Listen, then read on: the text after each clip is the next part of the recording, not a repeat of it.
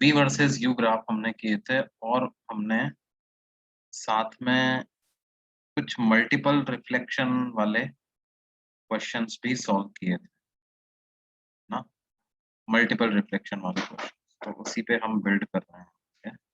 देखो,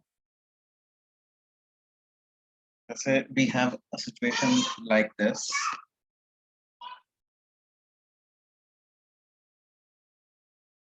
There is a concave mirror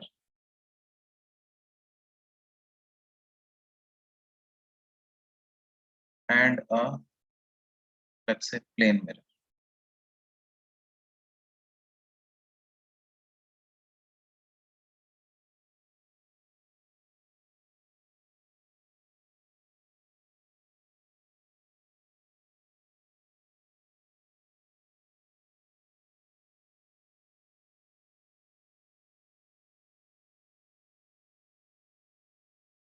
And these are M1 and M2.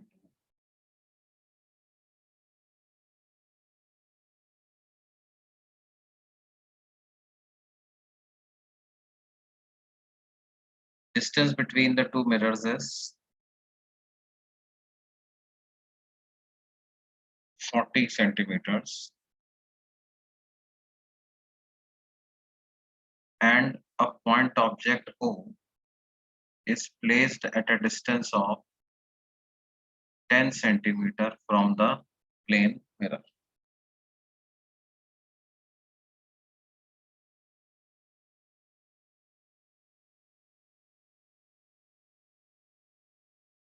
तो अब हमें ये पता करना है कि considering first reflection from M1,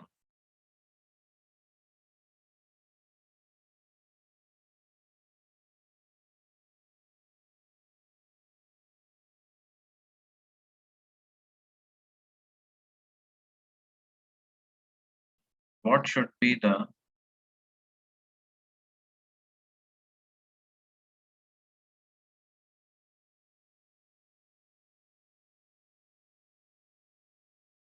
radius of curvature of M2 so that the third image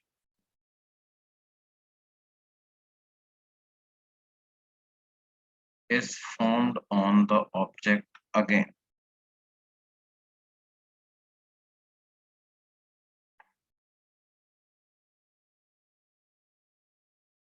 Third image is formed on the object O.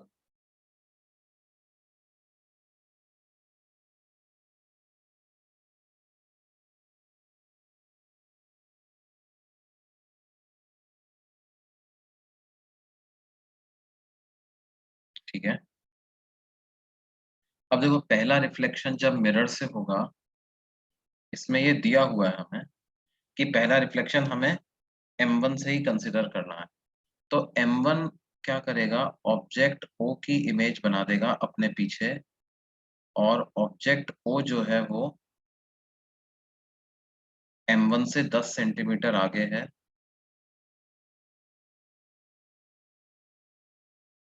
तो M1 उसकी इमेज क्या करेगा, 10 सेंटीमीटर पीछे बना। ठीक है, इस इमेज को मैं I1 नाम दे देता हूँ। ये M1 ने जो O की इमेज बनाई है वो।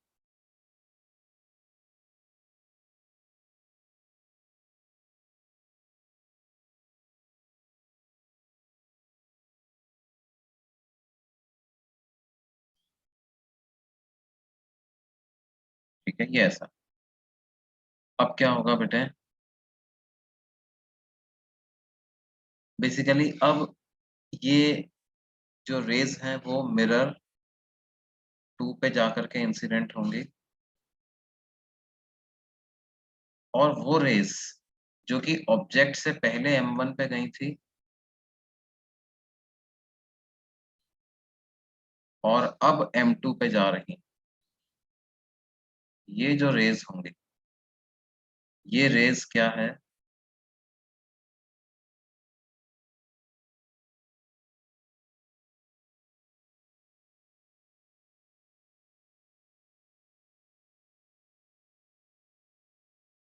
इस तरह से ट्रेवल करती हुई जाएंगी।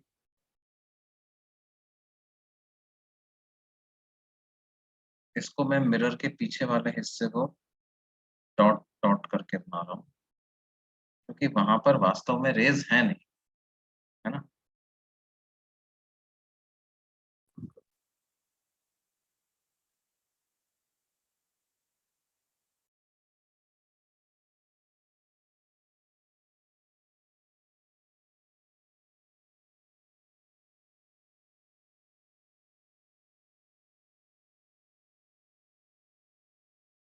ठीक है, ये रेज इस तरह से जाएंगी।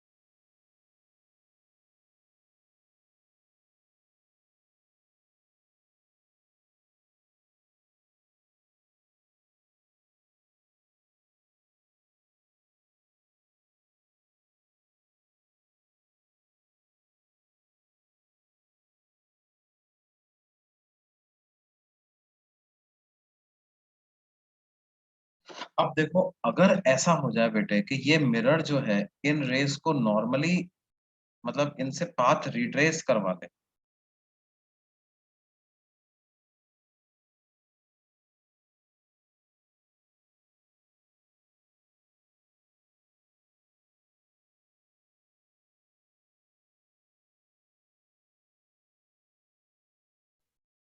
मतलब रे जो आई है वो वापस से इसी डायरेक्शन में वापस अगर चली जाए,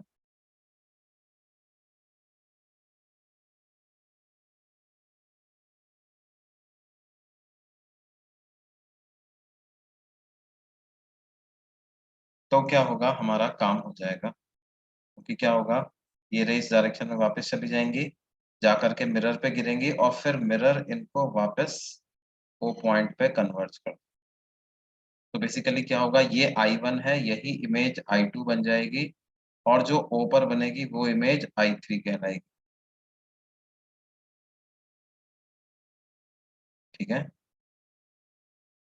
अब ऐसा होने के लिए ये वाला जो पॉइंट है I1 और I2 वाला, ये centre of curvature of the mirror भी होना चाहिए।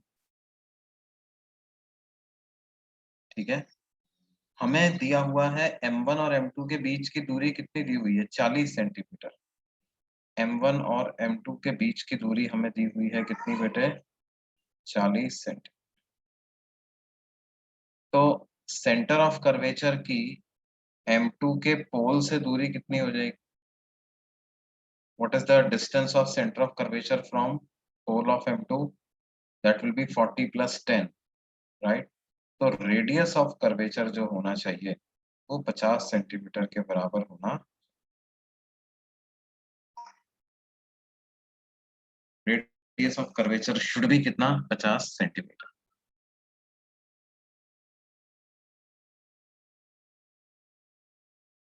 Is this clear?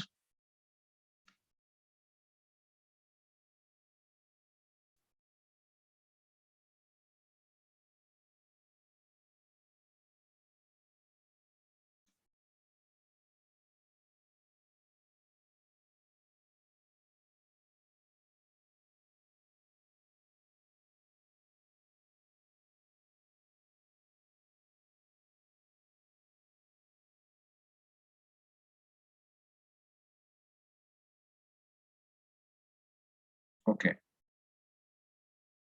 देखो बेसिकली हुआ क्या, हम चाहते थे कि थर्ड इमेज जो है वो वापस ऑब्जेक्ट पे बन जाए।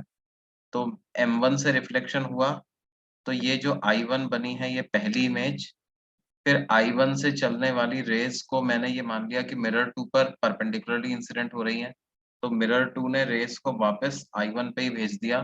तो I1 जो है वही I2 भी बन गई। ठीक है। अब जब ये प्लेन मिरर पे ये रेज गिरी तो क्या हुआ, इनके लिए I2 ने ऑब्जेक्ट का काम किया, तो I2 ऑब्जेक्ट है तो जितनी डिस्टेंस पीछे ऑब्जेक्ट है उतनी डिस्टेंस आगे इमेज बन जाएगी, यानी I3 इमेज जो है वो वापस वो पॉइंट पर ही बन गई। बेसिकली ये वाला जो पॉइंट होना चाहिए ये सेंटर ऑफ कर्वेचर हो जाना चाहिए, मतलब ये पूरी दूरी जो है ये रेडियस के बराबर हो। And this entire distance is radius, तो रेडियस कितनी हो जाएगी 40 centimetre plus 10 centimetre, that is 50 centimetre, right.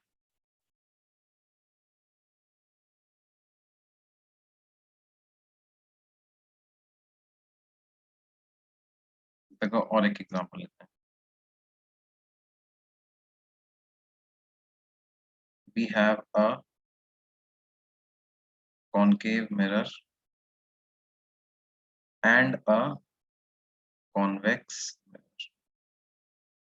एक concave mirror है और एक convex mirror।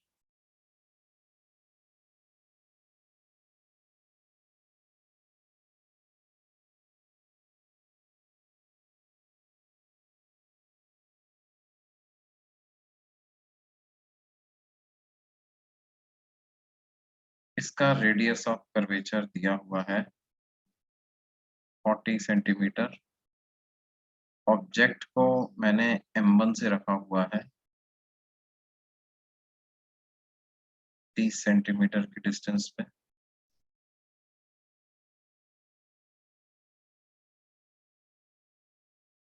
और M1 और M2 के, अच्छा या हम ऐसा ले रहे हैं कि ऑब्जेक्ट और M2 के बीच की दूरी जो है वो कितनी है 10 सेंटीमीटर है।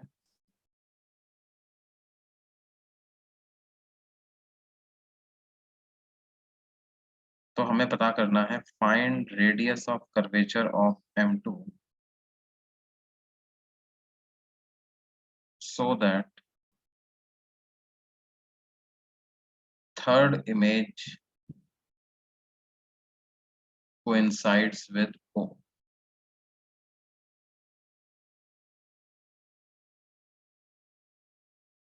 Consider first reflection is from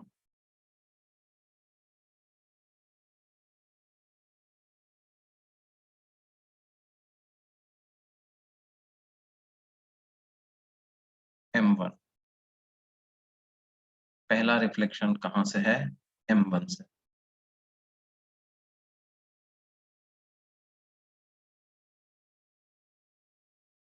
तो ट्राई करो, देखो इसको कैसे आप करोगे।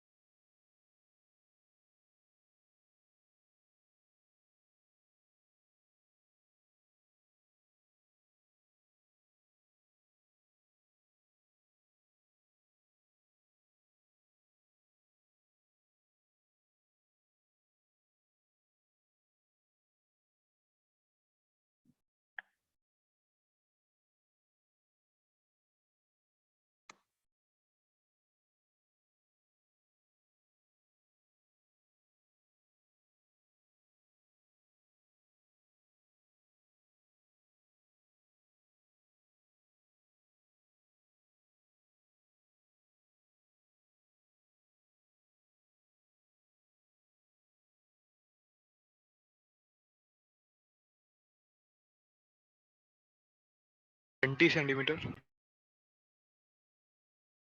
20 सेंटीमीटर, यस यस बेटा 20 इज करेक्ट।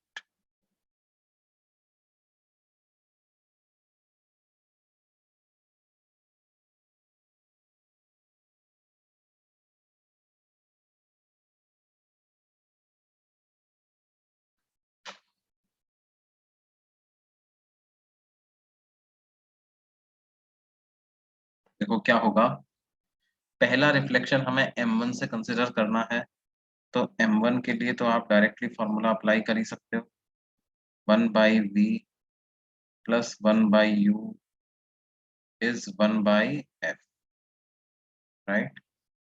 तो ये हो जाएगा 1/v is 1/30 minus 1/20, that is v is equal to -60 centimetre. मतलब m1 ने जो इमेज बनाई वो कहाँ पे बनाई भाई, मिरर से 60 सेंटीमीटर की दूरी पर इमेज।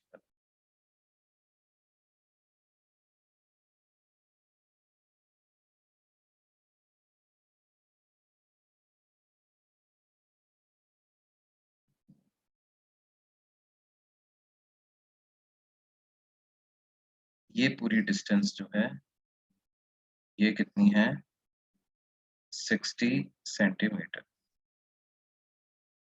अब देखो हम चाहते हैं कि थर्ड इमेज ओ पर बने, क्या हो जाए, ये जो रेज m1 से टकरा करके m2 पे गिरी हैं ये रिबाउंड कर जाएं, ठीक है। ये वाली इमेज I1 है, और अगर ये रिबाउंड कर गई तो यही इमेज I2 भी हो जाएगी। फिर अगर ये रिबाउंड कर गई तो क्या होगा, m1 से भी रेज, बात को भाई हमने रिफ्लेक्टेड रेस को अब इंसिडेंट रे बना दिया, तो जो पहले इंसिडेंट रे थी अब वो रिफ्लेक्टेड रेस बन जाएंगी, और ओ की इमेज I1 पे बनी थी तो I1 की इमेज अब ओ पर बन जाएगी, तो I3 जो है वो ओ के साथ कोइंसाइड कर जाएगी। अब M2 के साथ ऐसा होना चाहिए कि उस पर जो रे इंसिडेंट हो रही है वो अपना पाथ रिट्रेस करें। इसका मतलब ये जो I1 पॉइंट है यही सेंटर ऑफ कर्वेचर हो जाना चाहिए। अब ये सेंटर ऑफ कर्वेचर हो जाना चाहिए, ये दूरी है कितनी ये पता कर लेते हैं। देखो 60 माइनस 40 कर दो, तो I2 की सेकंड मिरर के पोल से डिस्टेंस आ रही है 20 सेंटीमीटर। इसका मतलब क्या है, that means radius of curvature of M2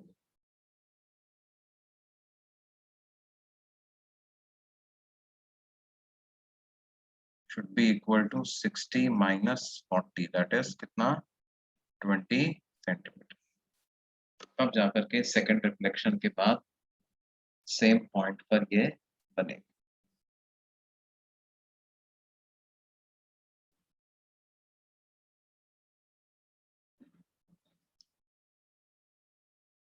क्या ये दोनों तीनों सिचुएशन समझ में आई बेटे आपको? Yes sir.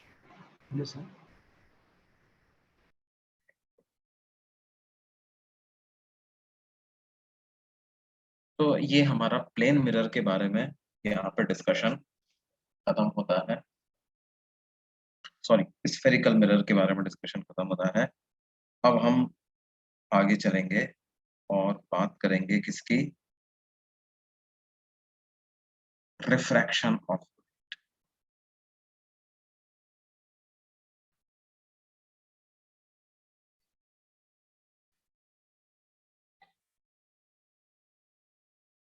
अच्छा, रिफ्रैक्शन करते समय एक बात हमें ध्यान रखना है कि for now we are considering only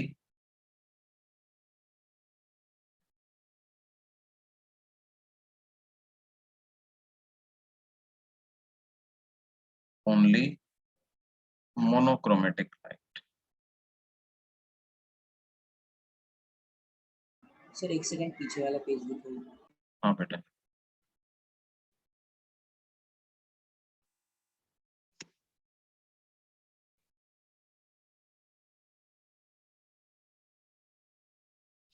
पूरी क्वेश्चन में लास्ट वाला पार्ट बता दें, I1 बेटे से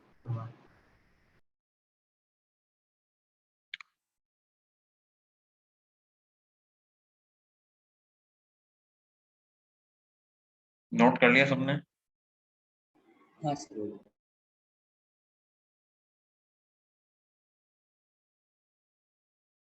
ओके, तो देखो रिफ्रैक्शन ऑफ लाइट, हम फिलहाल के लिए क्या कंसिडर कर रहे हैं, मोनोक्रोमेटिक लाइट कर रहे हैं। मोनोक्रोमेटिक का मतलब सिंगल कलर या सिंगल वेवलेंथ और फ्रीक्वेंसी, राइट। जैसे सिर्फ रेड लाइट है या सिर्फ ग्रीन है या ब्लू है, सिर्फ एक एक बार में एक ही प्रेजेंट है। व्हाइट लाइट की बात अभी हम नहीं कर रहे हैं। तो देखो होता क्या है, ये हमने कुछ इस तरह के फिनोमेना देखे होंगे डे टू डे लाइफ में कि let's say the base of a container filled with water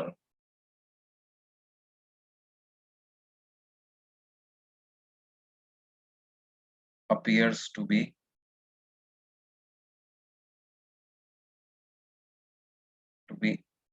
lifted up, मतलब वो क्या है, appears to be raised, उठा हुआ दिखाई देता है ना। या हम दूसरे शब्दों में ये कह सकते हैं कि depth of base appears to be lesser than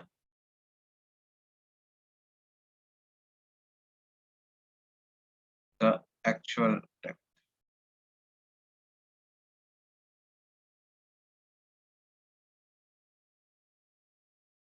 या हम ऐसा करें कि a pencil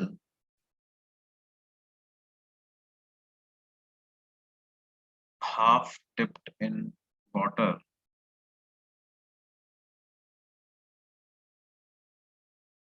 and placed at an angle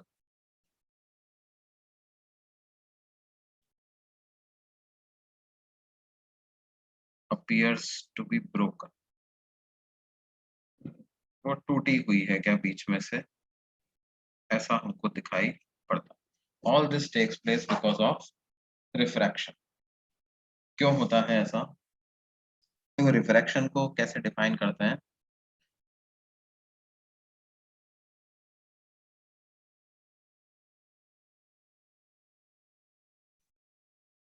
when light ray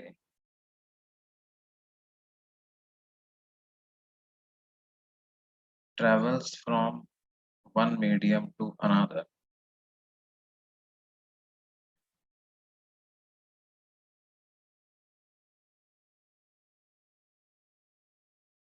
the velocity of propagation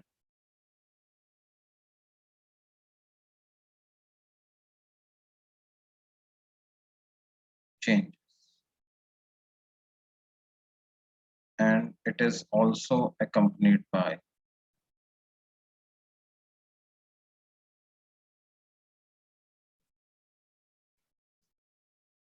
a change in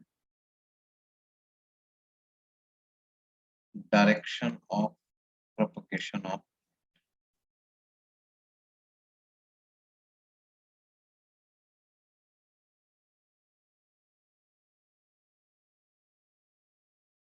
This phenomenon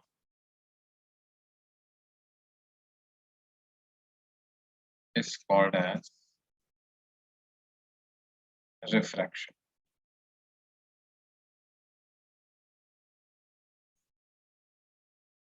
air से वाटर में जब लाइट रेज एंटर करती हैं तो देखा जाता है कि जो लाइट रेज होती हैं they bend what towards the north.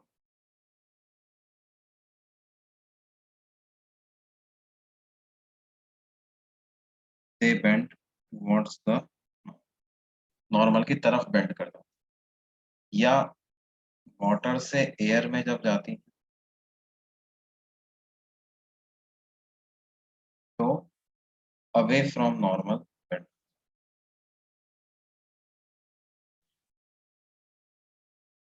एक बात और कि एयर में तो हमें पता है लाइट रेज सी स्पीड से ट्रेवल करती है, where what is C, C is equal to 3 into 10 raised to the power 8 metre पर सेकेंड। वाटर में v स्पीड से ट्रेवल करता है, ठीक है। ये जो v होता है वो लेस देन c होता है। और v को हम लिख सकते हैं c डिवाइडेड बाय एक कांस्टेंट, उस कांस्टेंट को बोलते हैं म्यू। म्यू यहाँ पर क्या हो जाएगा, mu is refractive index of medium.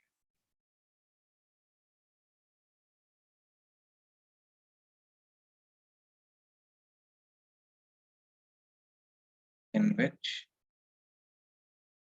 speed of light is v।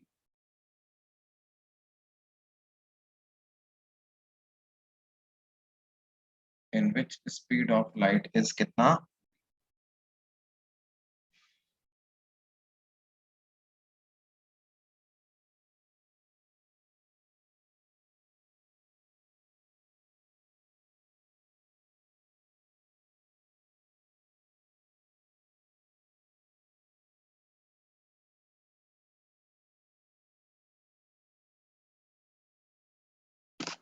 ये म्यू जो होता है, म्यू इज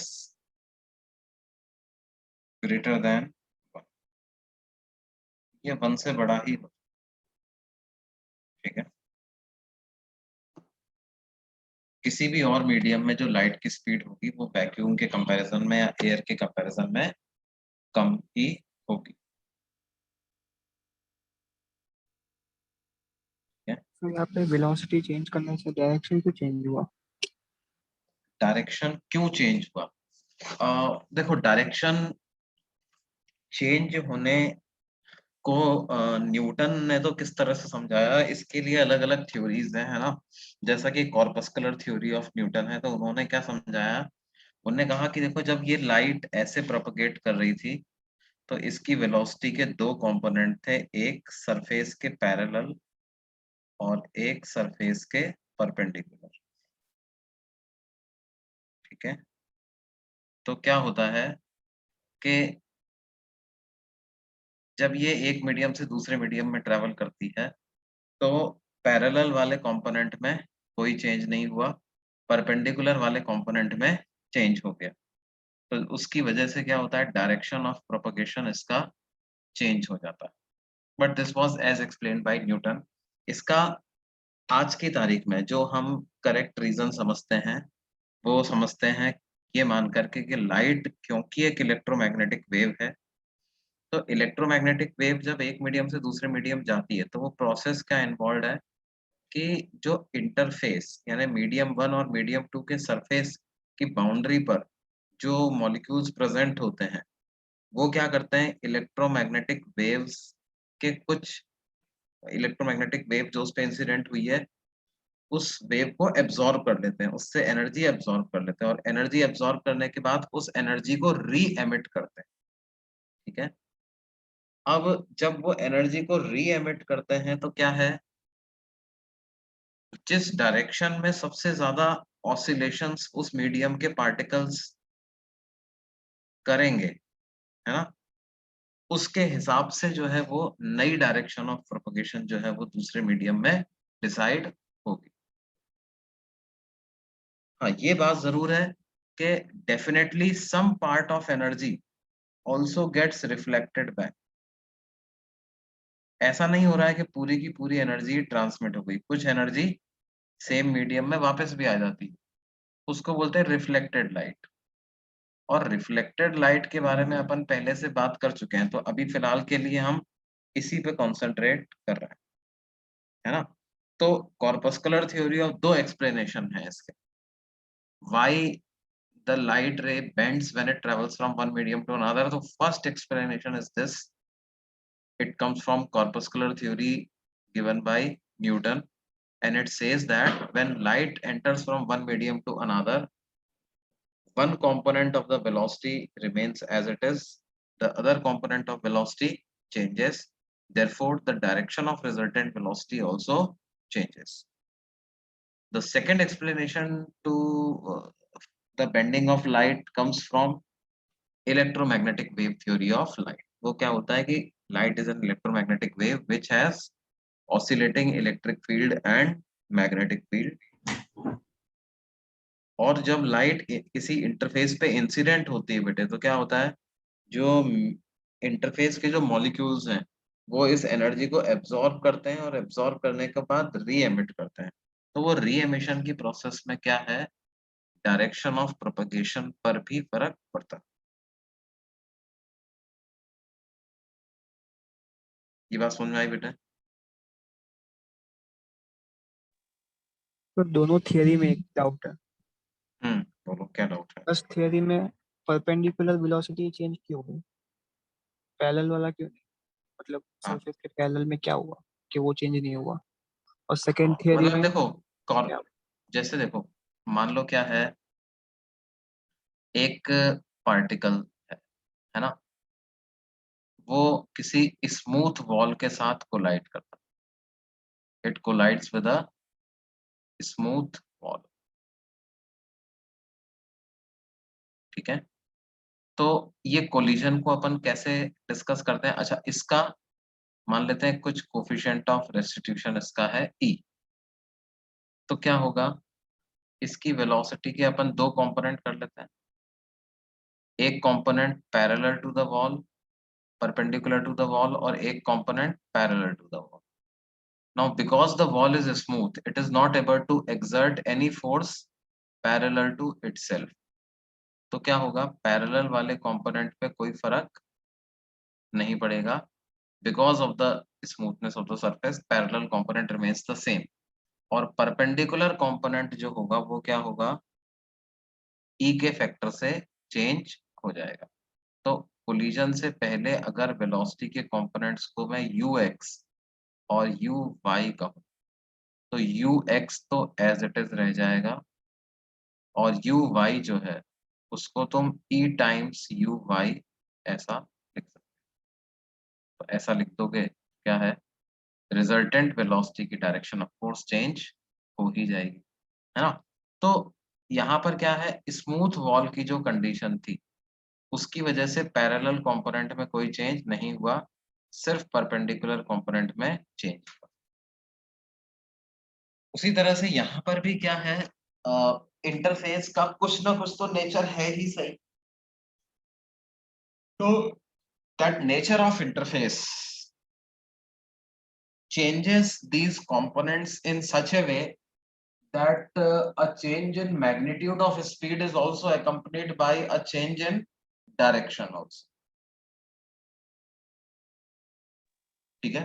क्योंकि पार्टिकल थ्योरी में तो अपन डाउट। लाइट को भी पार्टिकल की तरह से ही मानते हैं, और लाइट को पार्टिकल की तरह से मानते हैं तो उस पर फोर्स लगेगा, पार्टिकल्स पर फोर्स लगने की वजह से उनकी वेलोसिटी में चेंज आएगा, है ना। अब अगर मान लो कि वेलोसिटी एक्स और वाई कंपोनेंट में जो चेंज आ रहा है वेलोसिटी, वो बराबर फैक्टर से नहीं आया है ना, x component of velocity k1 से मल्टीप्लाई हो गई, Y component of velocity k2 से मल्टीप्लाई हो गई, तो रिजल्टेंट वेलोसिटी की डायरेक्शन भी तो चेंज हो जाएगी। एक ही केस में रिजल्टेंट वेलोसिटी की डायरेक्शन चेंज नहीं होती क्या, अगर दोनों कंपोनेंट जो है वो सेम फैक्टर से मल्टीप्लाई हो जाते हैं, सेम फैक्टर से डिवाइड हो जाते हैं, तो उस केस में रिजल्टेंट वेलोसिटी की डायरेक्शन चेंज नहीं।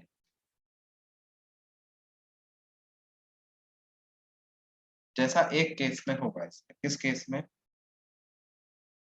अगर लाइट रे नॉर्मली इंसिडेंट ऐसे इंसिडेंट,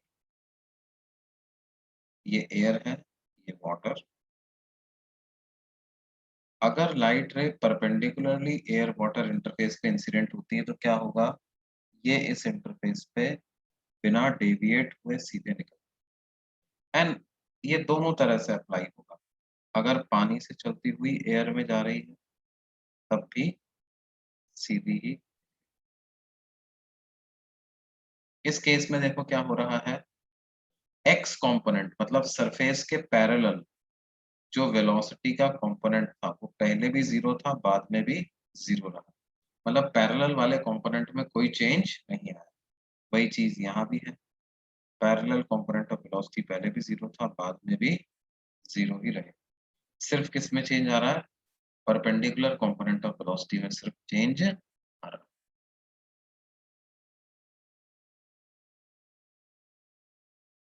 समझ में आई बात?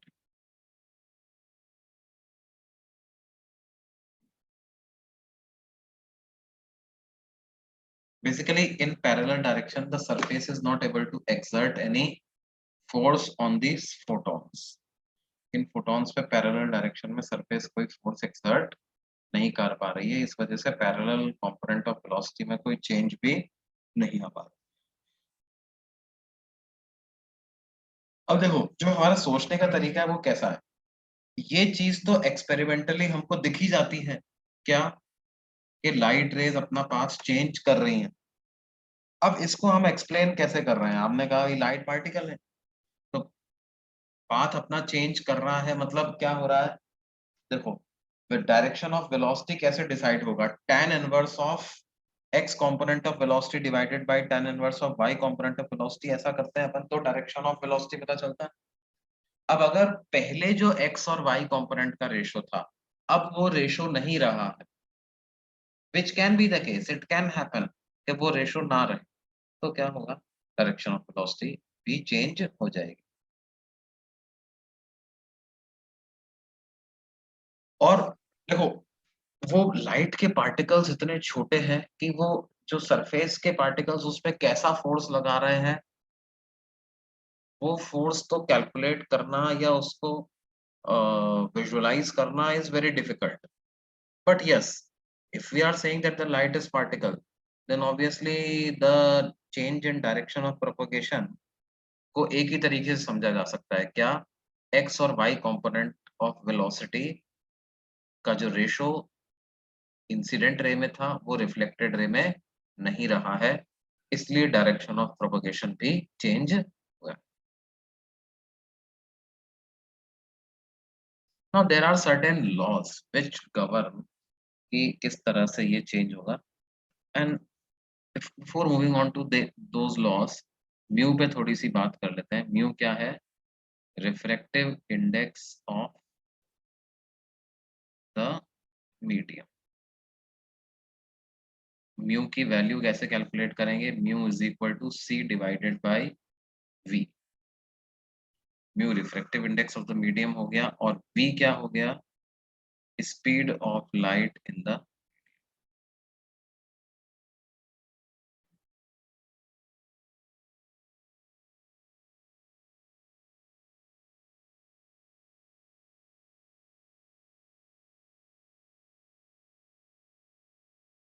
ठीक है।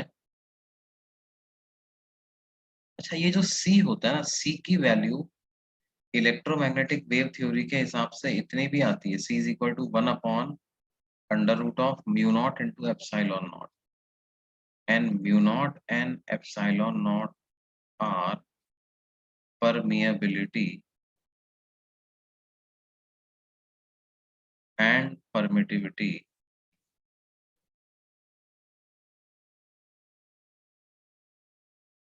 of free space।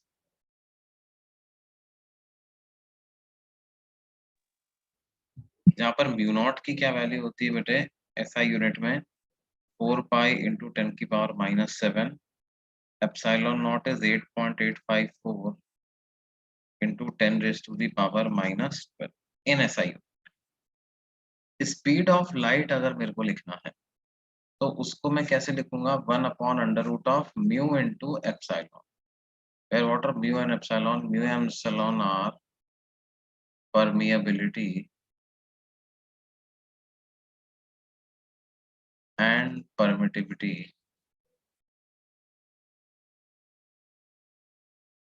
of the medium। इस मीडियम में, जिस मीडियम में स्पीड हम v लिख रहे हैं, ठीक है। अच्छा, ये जो परमिएबिलिटी और परमिटिविटी होती है किसी भी मीडियम की, उसको मैं म्यू नॉट के टर्म्स में लिख सकता हूँ। म्यू को लिख सकता हूँ relative permeability into mu not, epsilon को लिख सकता हूँ relative permittivity into epsilon not.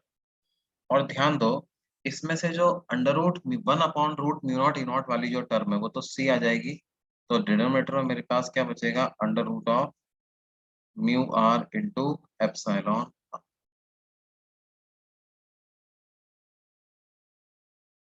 ये सब, तो यहां से देखो जो आपका, अच्छा ये म्यू और ये म्यू अलग अलग है ना। ये रिफ्रैक्टिव इंडेक्स है, इसको कई दफे एन भी लिख दिया जाता है, ठीक है। रिफ्रैक्टिव इंडेक्स, ये म्यू परमेबिलिटी।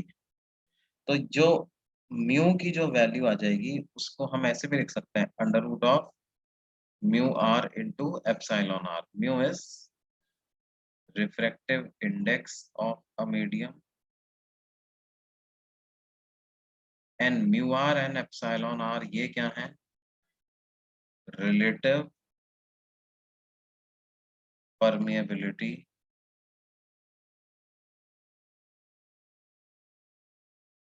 And permittivity.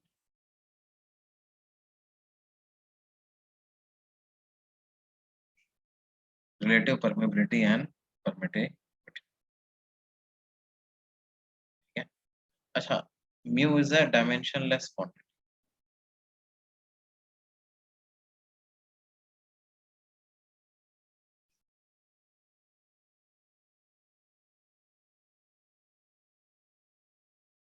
क्या बात क्लियर है बेटा सबको? नाउ विद दिस हम बात करते हैं लॉज ऑफ रिफ्रैक्शन। इस पेज एक बार दिखाओ ना। मिनट पीछे का बात अच्छा अच्छा, नोट कर लो। सर इस पेज में तो कुछ भी नहीं समझा, इस पेज में कुछ नहीं समझा?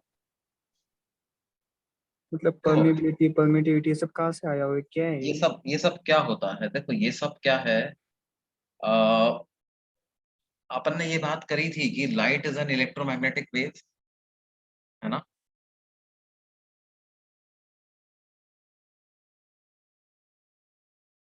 अब because light is an electromagnetic wave, तो क्या है,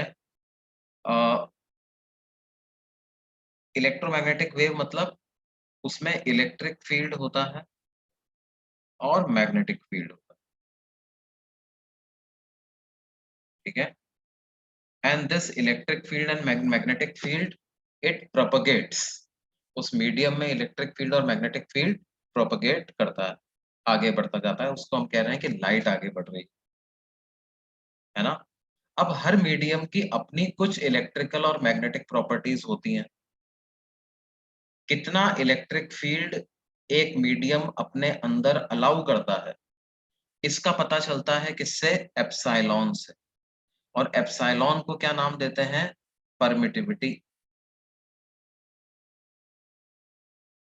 उसी तरह से कोई मीडियम अपने अंदर कितना मैग्नेटिक फील्ड अलाउ करता है, ये पता चलता है म्यू से। उसको नाम देते हैं क्या, परमिएबिलिटी। और परमिटिविटी और परमिएबिलिटी से, किसी मीडियम की परमिटिविटी और परमिएबिलिटी से हमें क्या पता चलता है, उस मीडियम में किसी भी इलेक्ट्रोमैग्नेटिक वेव की स्पीड कितनी होगी। ध्यान दो, वेव की जो वेलोसिटी होती है वो मीडियम पे डिपेंड करती है। Velocity of wave on string के बारे में अपन ने पढ़ा होगा। Velocity of wave on string का क्या फॉर्मूला होता है बेटे, under root T divided by lambda. T जो है वो रस्सी में कितनी टेंशन है, और लैम्डा क्या है, linear mass density, mass per unit length for that string. Velocity of sound wave की अगर बात अपन करें तो वो कितनी होती है, under root of bulk modulus divided by density. ये मीडियम की इलास्टिक प्रॉपर्टीज और इनर्शियल प्रॉपर्टीज पे डिपेंड कर रही हैं ये दोनों क्वांटिटी। उसी तरह से अगर लाइट वेव की वेलोसिटी की बात करें तो वो मीडियम की किस प्रॉपर्टी पे डिपेंड करती है, वो मीडियम की इलेक्ट्रोमैग्नेटिक प्रॉपर्टी पे डिपेंड करती है। और इलेक्ट्रोमैग्नेटिक प्रॉपर्टी का मतलब कौन सा पैरामीटर, इसका मतलब है कि परमिटिविटी, ये इलेक्ट्रिक फील्ड, और परमिएबिलिटी, ये क्या है, मैग्नेटिक। परमिटिविटी से डिसाइड होता है कि किसी मीडियम के अंदर कितना इलेक्ट्रिक फील्ड परमिट कर रहा है। परमिएबिलिटी बताता है कि मैग्नेटिक फील्ड किसी मीडियम के अंदर कितना अलाउ करेगा। और इन दोनों से मिलकर डिसाइड होता है क्या, कि उस मीडियम के अंदर इलेक्ट्रोमैग्नेटिक वेव किस स्पीड से ट्रेवल कर सकती है।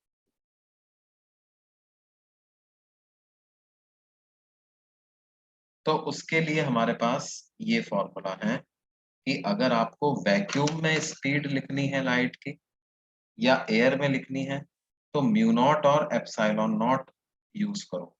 म्यू नॉट और एप्सिलॉन नॉट क्या है? फ्री स्पेस की परमिएबिलिटी एंड परमिटिविटी, जिनकी वैल्यूज ये हो। अगर आपको वैक्यूम में नहीं लिखना, ये सी बेसिकली क्या है? Speed of light in vacuum.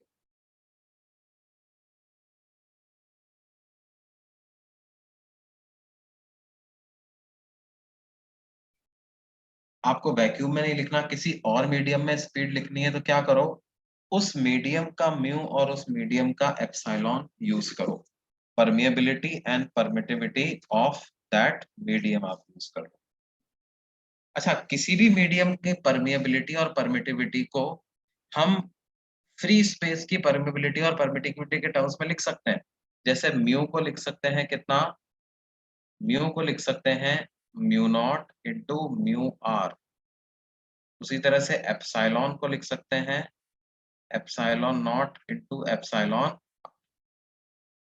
Mu naught into mu are, epsilon naught into epsilon R. अब इसमें से देखो क्या है, ये दोनों को तो एज इट इज रखो, 1/रूट mu not into epsilon not को सी लिख सकते हो,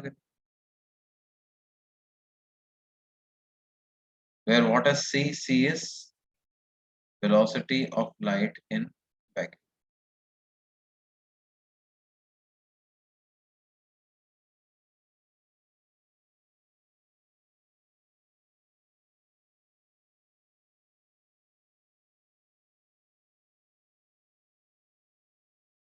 ठीक है, तो देखो हमने ये बात भी कहा था साहब, म्यू बराबर होता है c बाई वी के। तो c को अगर आप v से डिवाइड कर दोगे तो root mu are epsilon R मिलेगा, जिस चीज को हम क्या कहेंगे?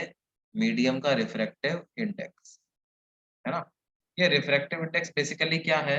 ये वो फैक्टर है जिस फैक्टर से लाइट की स्पीड चेंज हो जाती है, कम हो जाती है when light ray enter some medium from air और वैक्यूम। और ये फैक्टर किस पे डिपेंड करेगा? उस मीडियम की रिलेटिव परमिएबिलिटी और रिलेटिव परमिटिविटीज पर। ये म्यू आर और एप्सिलॉन आर को क्या नाम देंगे? Relative permeability and relative permittivity. देखो कुछ मीडियम की रिलेटिव, कुछ मीडियम के लिए मैं म्यू की वैल्यू लिखता हूं, है ना, refractive index of few medium.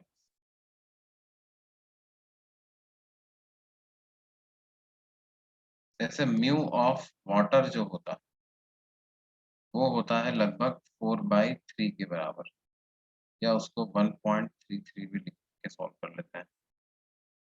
Mu of, अगर मेरे को लेट से लिखना है ग्लास का, तो वो बराबर होता है 3/2 के, मतलब कितना? 1.5। इसका मतलब क्या है? वेलोसिटी ऑफ लाइट रे इन वाटर, पानी में जब लाइट रे ट्रेवल करेगी तो उसकी वेलोसिटी क्या हो जाएगी? c divided by mu of water, that is 3 into 10⁸ divided by mu of water, वो कितना है? 4/3। तो वेलोसिटी इन वाटर क्या आ जाएगी बेटे? 9/4 into 10⁸ मीटर पर। ये वेलोसिटी इन वाटर इतना। उसी तरह से वेलोसिटी इन ग्लास पता करनी, ग्लास में अगर लाइट रे ट्रेवल करेगी तो उसकी क्या वेलोसिटी होगी?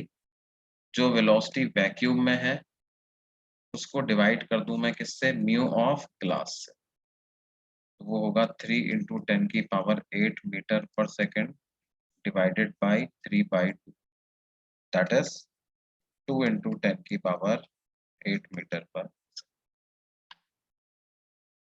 इस प्रकार से क्या है, अगर मेरे को किसी मीडियम का म्यू दे दिया जाए तो उस मीडियम में लाइट की स्पीड क्या होगी, ये अपन कैलकुलेट कर सकते हैं। अच्छा, एक बात ध्यान रखना कि higher the refractive index of a medium,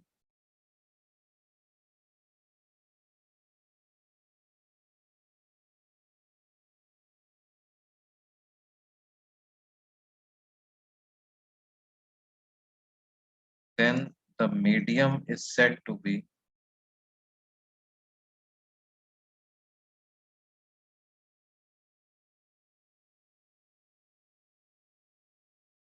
more optical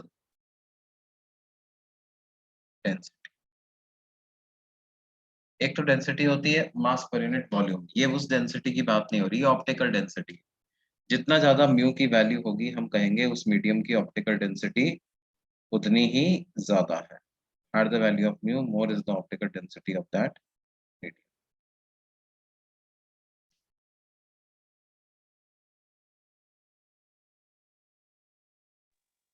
relative permittivity में डाउट है, रिलेटिव परमिटिविटी और परमेबिलिटी ये नहीं समझा। रिलेटिव परमेबिलिटी क्या होगी, म्यू आर ये बराबर होगा mu divided by mu naught. ठीक है, म्यू आर को क्या कहते हैं, रिलेटिव परमिएबिलिटी।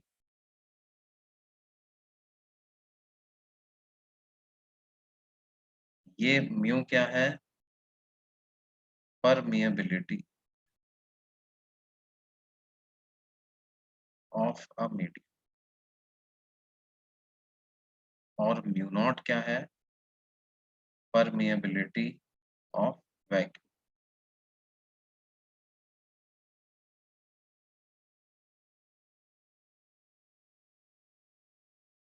उसी तरह से परमिटिविटी के साथ भी होता है।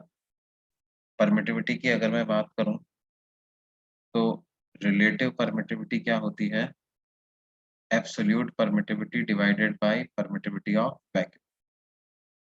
एप्सिलॉन आर को कहेंगे क्या, रिलेटिव परमिटिविटी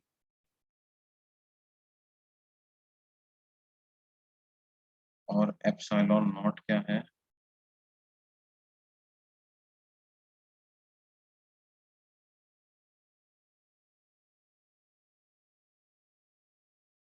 और रिफ्रैक्टिव इंडेक्स किसी मीडियम का वो किसके बराबर आएगा, under root of mu are into epsilon.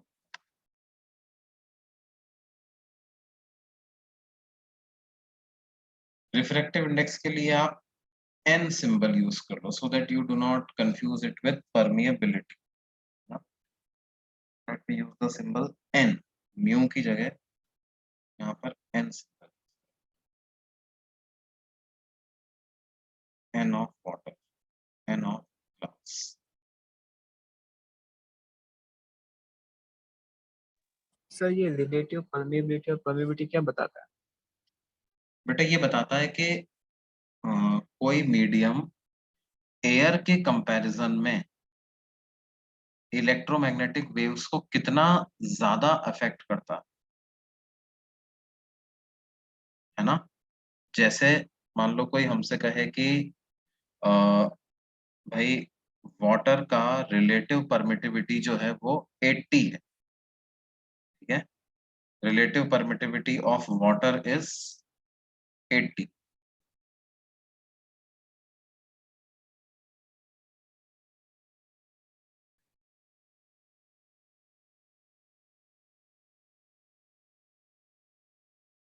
तो इसका मतलब क्या होगा, relative permittivity of water is 80, इसका मतलब क्या होगा कि in comparison to air water में जो इलेक्ट्रिक फील्ड होगा वो 1/80 ही रह जाएगा। ठीक है, जैसे एयर एयर में अगर कोई चार्ज पार्टिकल कुछ x amount of electric field produce कर रहा है तो वो पानी के अंदर क्या होगा, उस इलेक्ट्रिक फील्ड की स्ट्रेंथ जो है वो x डिवाइडेड बाई 80 रह जाएगी। ये बात समझ में आती है। तो ये जो 880 जो नंबर मिला है इसको क्या कहेंगे, relative permittivity of water.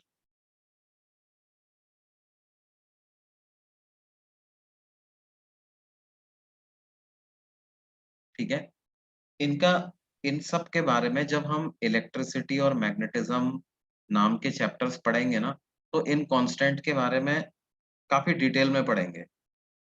For now तुम ये अपने लिए बस अभी इतना जानना ही काफी है कि ये जो कांस्टेंट्स हैं, ये कांस्टेंट्स इलेक्ट्रिसिटी और मैग्नेटिज्म से रिलेटेड हैं, इलेक्ट्रिक फील्ड और मैग्नेटिक फील्ड से रिलेटेड हैं, और इन कांस्टेंट से लाइट की स्पीड का क्या रिलेशन होता है। वैक्यूम में लिखनी है अगर लाइट की स्पीड तो कैसे लिखूंगा, in terms of permeability and permittivity. किसी और मीडियम में लिखनी है तो कैसे लिखूंगा, और उस मीडियम का अगर मेरे को रिफ्रैक्टिव इंडेक्स पता करना है इन टर्म्स ऑफ उस मीडियम की रिलेटिव परमिटिविटी और रिलेटिव परमेबिलिटी से, तो उसमें क्या रिलेशन होगा। ठीक है, अभी के लिए हमारे लिए इतना जानना पर्याप्त होगा।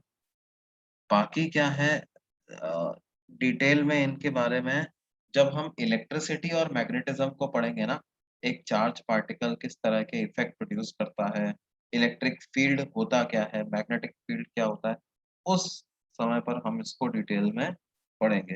लेकिन अभी के लिए क्योंकि क्वेश्चंस आ जाते हैं ज्योमेट्रिकल ऑप्टिक्स में, तुम देखोगे तुम्हारे शीट में भी कुछ क्वेश्चंस होंगे इससे रिलेटेड, तो उस उन क्वेश्चंस को टैकल करने के लिए for now we must remember these three formulas.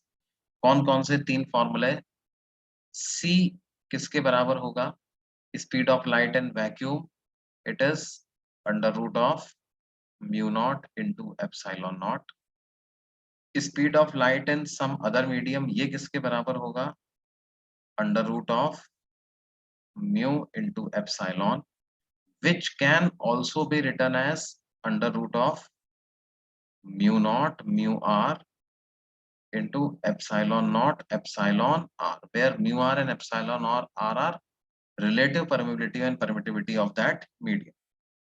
We also know that B is also equal to C divided by N, और 1 by root mu naught into epsilon naught को तो C लिख सकते हैं, तो ये हो जाएगा C divided by under root of mu r into epsilon r। तो इन दोनों से हमें पता चल जाएगा कि refractive index of a medium कितना है, under root of mu are into epsilon are.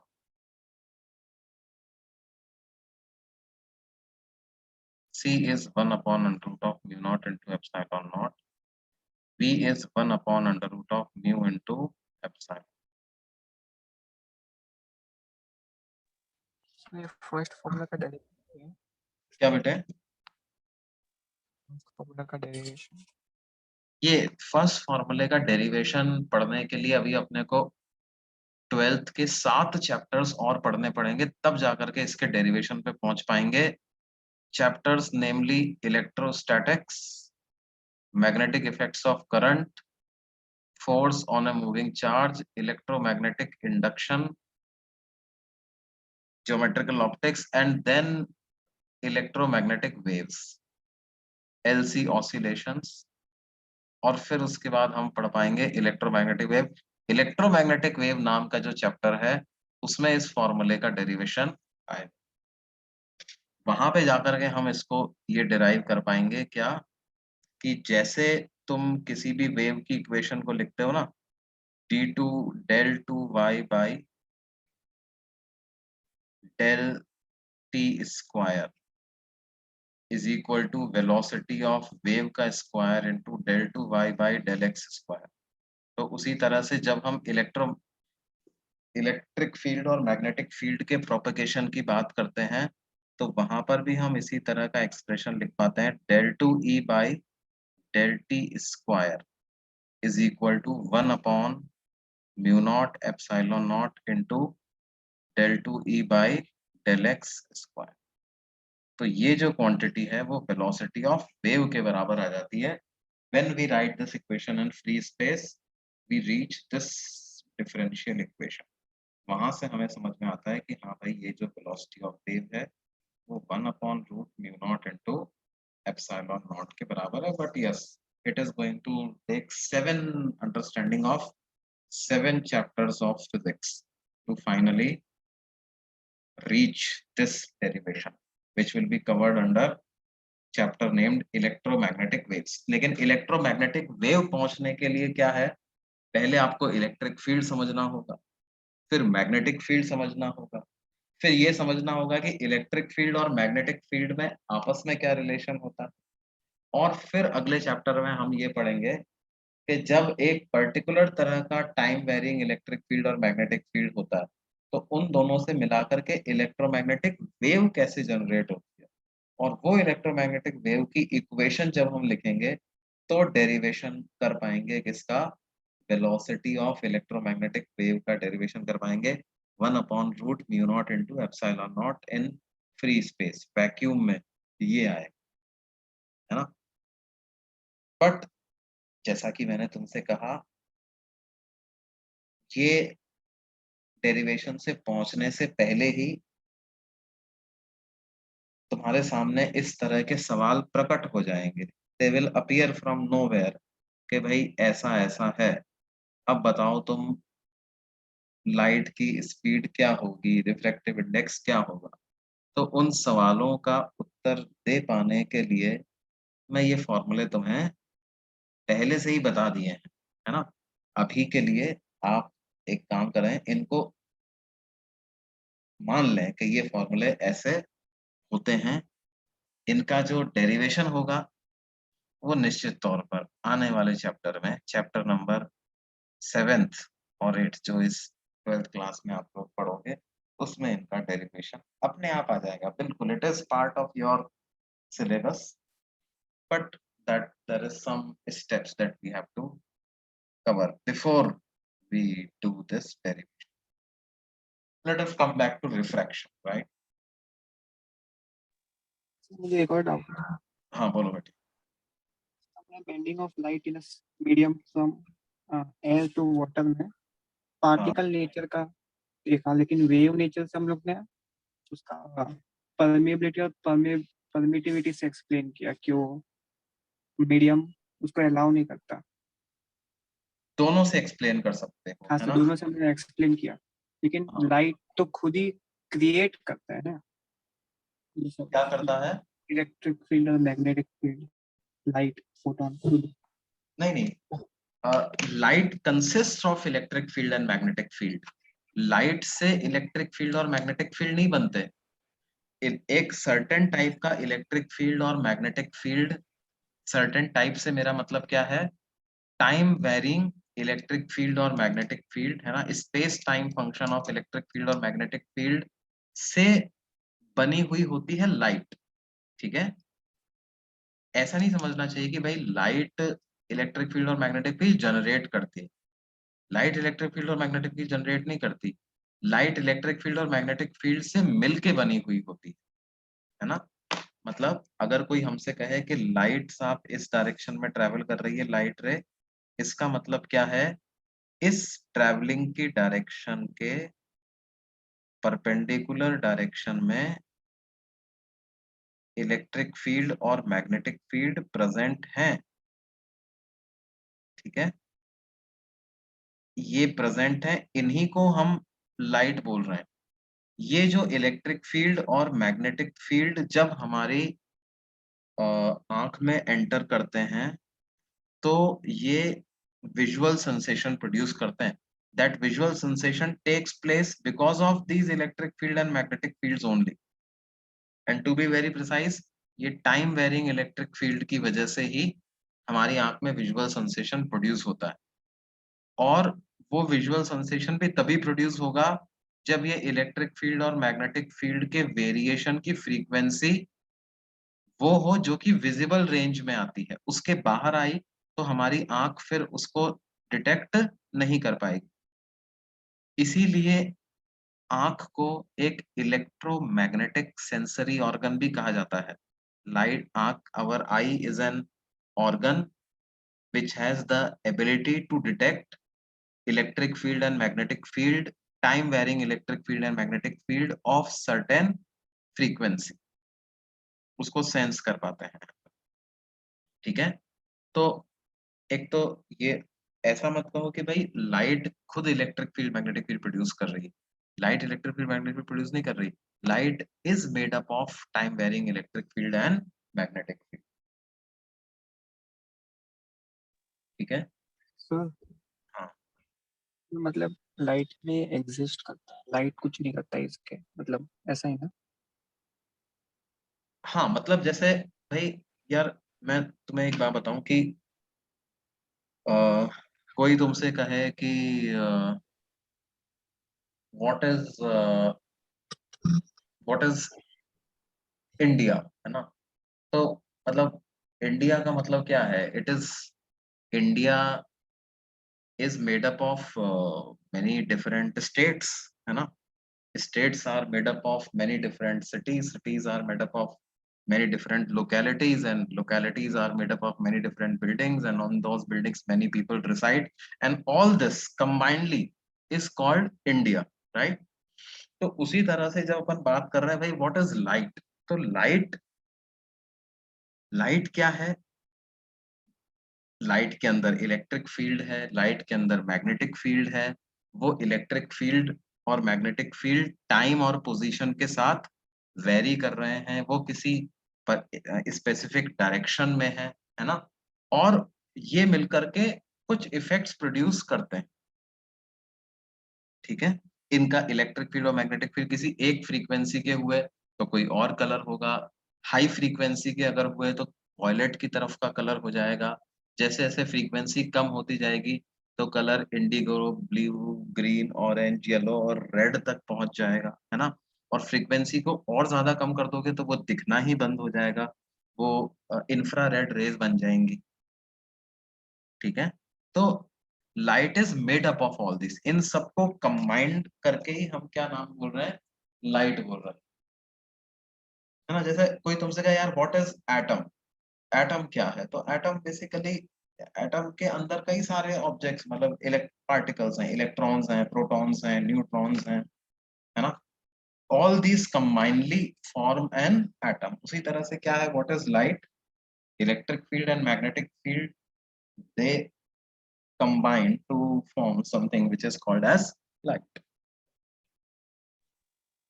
आपने बोला था कि कुछ एनर्जी रिफ्लेक्ट हो जाती है जब मीडियम दूसरे मीडियम में जाती है लाइट। तो एनर्जी जो थी वो इलेक्ट्रिक फील्ड और मैग्नेटिक फील्ड से ले ली मीडियम में और रिफ्लेक्ट कर दी, सिर्फ बची हुई एनर्जी और इलेक्ट्रिक फील्ड और मैग्नेटिक हाँ फील्ड से हाँ, कनेक्ट किया मतलब क्या आपने। हुआ? देखो, ये तो इलेक्ट्रिक फील्ड और मैग्नेटिक फील्ड जैसे जब लाइट ट्रेवल करती हुई आ रही है स्पेस से और किसी इंटरफेस पे इंसिडेंट हुई, है ना? तो लाइट के साथ क्या ट्रेवल करता हुआ आ रहा है? बेसिकली ऐसा भी बोल सकते हैं हम कि इलेक्ट्रिक फील्ड और मैग्नेटिक फील्ड ट्रेवल करता हुआ लाइट के साथ आ रहा है। ठीक है। अब जब ये मीडियम पे इंसिडेंट हुआ तो मीडियम पे इंसिडेंट होने पर क्या होता है? देखो, मीडियम की सरफेस पर कई सारे आयंस होते हैं, है ना? वो आयंस क्या करते हैं? इलेक्ट्रिक फील्ड और मैग्नेटिक फील्ड से अफेक्ट होते हैं। ये इलेक्ट्रिक फील्ड और मैग्नेटिक फील्ड उन आयंस को भी एक्साइट करवाता है, उनको भी ऑसिलेट करवा देता है। और वो आयंस जब ऑसिलेट करते हैं तो क्या होता है? वो फिर से मतलब लाइट का एब्जॉर्प्शन होता है और री एमिशन होता है। तो एब्जॉर्प्शन और री एमिशन की प्रोसेस में क्या होता है कि इस डायरेक्शन में एक नई रे मेरे को मिल जाती है जिसके खुद के कुछ नए इलेक्ट्रिक फील्ड और मैग्नेटिक फील्ड होते हैं, और एक मेरे को एनर्जी प्रोपगेट करते हुए नजर आती है किधर? दूसरे वाले मीडियम में, उसके भी खुद नए इलेक्ट्रिक फील्ड और मैग्नेटिक फील्ड होते हैं, है ना? तो जो रिफ्लेक्शन और रिफ्रैक्शन का जो कॉन्सेप्ट है, it can also be understood in terms of absorption and re emission of electromagnetic waves. जो सरफेस के जो पार्टिकल्स हैं वो क्या करते हैं? इन इलेक्ट्रिक फील्ड और मैग्नेटिक फील्ड को एब्जॉर्ब कर लेते हैं, और एब्जॉर्ब करने के बाद वो ऑसिलेट करते हैं, और वो ऑसिलेट करते हैं और वापस उसको एमिट करते हैं।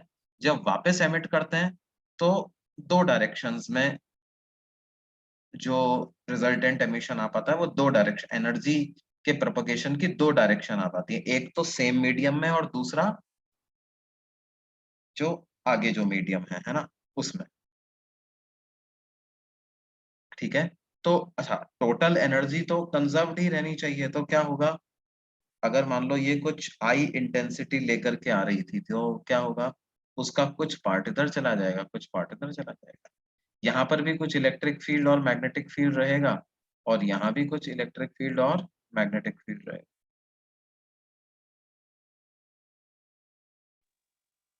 सर मेरा डाउट ये है, अब रिफ्लेक्ट करने के बाद तो फिर कलर हमें चेंज क्यों नहीं दिखता जब उसकी इलेक्ट्रिक फील्ड और रिफ्लेक्ट मैग्नेटिक करने के बदल गई? कलर में कभी चेंज नहीं होता, कलर में ना, जो अगर लेट्स से मैंने ब्लू कलर का लाइट इंसिडेंट किया है तो रिफ्लेक्ट होने के बाद भी वो ब्लू ही दिखाई देगा, और जो रिफ्रैक्टेड लाइट है वो भी ब्लू ही दिखाई देगा।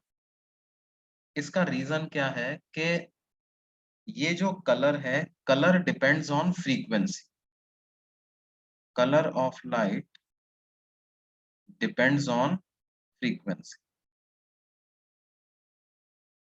किसका फ्रीक्वेंसी?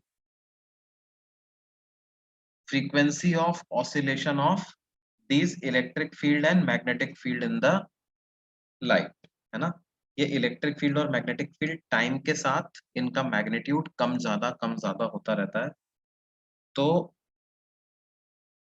कितनी, एक सेकंड में ये फ्लक्चुएशन के कितने ऑसिलेशन कंप्लीट कर लेते हैं, उस number of oscillations they complete in 1 second, उसको बोलते हैं लाइट की फ्रीक्वेंसी। और जितनी ऑसिलेशन ये 1 सेकंड में कंप्लीट कर लेंगे, उस ऑसिलेशन के हिसाब से हमारी आंख जो है वो अलग अलग कलर सेंस कर पाती है। हाई ऑसिलेशन मतलब वॉयलेट कलर, वॉयलेट से जैसे जैसे लो ऑसिलेशंस होते जाएंगे, हमारी आंख को वो दिमाग में रेड कलर का इंप्रेशन नजर आएगा। ठीक है, अब क्या है कि जिस फ्रीक्वेंसी से ये इलेक्ट्रिक फील्ड और मैग्नेटिक फील्ड ओरिजिनली ऑसिलेट कर रहे थे इन द इंसिडेंट बीम, उसी फ्रीक्वेंसी से रिफ्लेक्टेड और रिफ्रैक्टेड बीम में भी ऑसिलेट करते हैं, क्योंकि जो सोर्स है वो तो चेंज नहीं हुआ ना हमारा। इन्हीं इलेक्ट्रिक फील्ड और मैग्नेटिक फील्ड ने क्या किया, इसी इलेक्ट्रिक फील्ड और मैग्नेटिक फील्ड ने सरफेस के मॉलिक्यूल्स को एक्साइट करवाया, और सरफेस के मॉलिक्यूल्स भी उसी फ्रीक्वेंसी से वाइब्रेट करने लगेंगे जिस फ्रीक्वेंसी से ये इलेक्ट्रिक फील्ड और मैग्नेटिक फील्ड ऑसिलेट कर रहे थे। अगर वो सेम फ्रीक्वेंसी से वाइब्रेट करेंगे और अब वो लाइट एमिट करेंगे, तो फिर से उसमें जो इलेक्ट्रिक फील्ड मैग्नेटिक फील्ड होगा वो भी ओरिजिनल इंसिडेंट लाइट की फ्रीक्वेंसी से ही ऑसिलेट करेगा, है ना। तो ये बात बड़ी इंपॉर्टेंट है कि इलेक्ट्रिक फील्ड कितना है। मान लो यहाँ पर इलेक्ट्रिक फील्ड की यूनिट वैसे वोल्ट पर मीटर होती है, मान लो अपने को नहीं पता है क्या होती है। मान लो यहाँ इलेक्ट्रिक फील्ड कुछ 10 था, यहाँ 5 रह गया, यहाँ भी 5 रह गया, तो इलेक्ट्रिक फील्ड का जो मैग्नीट्यूड होता है ना, वो कलर डिसाइड नहीं करता। कलर किससे डिसाइड होता है? उसके वेरिएशन की फ्रीक्वेंसी क्या है, 1 सेकंड में इलेक्ट्रिक फील्ड अपने वेरिएशन का कितना ऑसिलेशन कंप्लीट कर लेता है, and that frequency is same in incident, in reflected and refracted waves. तो इस वजह से क्या है, कलर में चेंज नहीं होता जब रिफ्लेक्शन और रिफ्रैक्शन होता है।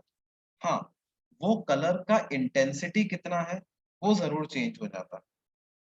ठीक है, उस कलर की इंटेंसिटी जो है वो जरूर चेंज हो जाती। ये बात समझ में आ रही है बेटे? हाँ सर, सर मतलब हवा में कोई भी कलर ज्यादा ब्राइट होगा कंपेयर टू वाटर में? यस।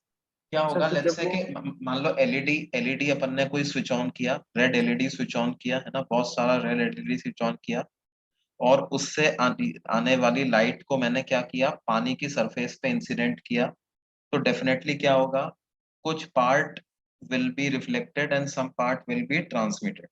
ट्रांसमिटेड लाइट भी रेड ही दिखाई देगी, रिफ्लेक्टेड लाइट भी रेड ही दिखाई देगी, लेकिन जो रिफ्लेक्टेड और ट्रांसमिटेड लाइट्स हैं उनकी इंटेंसिटी एयर के कंपैरिजन में हमको कम दिखाई देगी, क्योंकि एयर जो किस में जो टोटल एनर्जी आ रही थी वो दो हिस्से में बट गई। इसकी जगह अगर मेरे पास मिरर हो जाए, mirror is a highly reflecting surface, उसमें क्या होता है, लगभग पूरी की पूरी एनर्जी ही रिफ्लेक्ट हो जाती है ना। तो वहां पर क्या है, हम ये बोल सकते हैं कि रिफ्रैक्टेड लाइट की इंटेंसिटी लगभग 0 होती है और इंसिडेंट और रिफ्लेक्टेड लाइट की इंटेंसिटी सेम हो जाती सर तो जब वो पानी से बाहर निकलती है बीम, तो उसकी वापस वो इंटेंसिटी कैसे होगी? उसके पास एनर्जी कहाँ से आ गई वापस? कौन दिया उसको? है।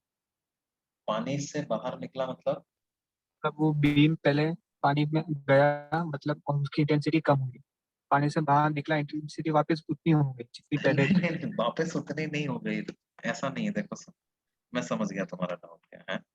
देखो, मान लो ये वाटर है और यहाँ पर एयर है, ठीक है। मैंने यहाँ पर कोई रेड एलईडी का सोर्स रख दिया, ठीक है, रेड एलईडी रख, रेड लाइट एमिट कर रहा है। अब क्या होगा, इसने लेट्स से एक बीम इस डायरेक्शन में भेजा, ये रे अब क्या होगा, एयर में जाएगा और कुछ पार्ट इसका पानी में वापस आ जाएगा। अब इस केस में क्या क्या होगा, मान लो इसकी इंटेंसिटी आई थी, ये इंटेंसिटी आई डैश हो गई, ये इंटेंसिटी आई डबल डैश हो गई, तो यहाँ पर भी क्या होगा, आई ही आई डैश से ज्यादा होगा, आई आई डबल डैश से भी ज्यादा होगा, ठीक है। ऐसा नहीं समझना है कि एयर में इंटेंसिटी ज्यादा होती है, हमें क्या समझना है कि जो इंसिडेंट लाइट है उसकी इंटेंसिटी रिफ्रैक्टेड लाइट और रिफ्लेक्टेड लाइट से ज्यादा हो। अब वो इंसिडेंट लाइट अगर एयर में से आ रही थी तो एयर की इंटेंसिटी ज्यादा होगी, और अगर वो वाटर में से आ रही तो वाटर में इंटेंसिटी ज्यादा हो, ठीक है। जो सर बात मैंने बताई थी वो क्या थी, मैं स्पीड स्पीड की मैं बात कर रहा था। स्पीड क्या है, स्पीड और इंटेंसिटी में अंतर है। Speed of light is maximum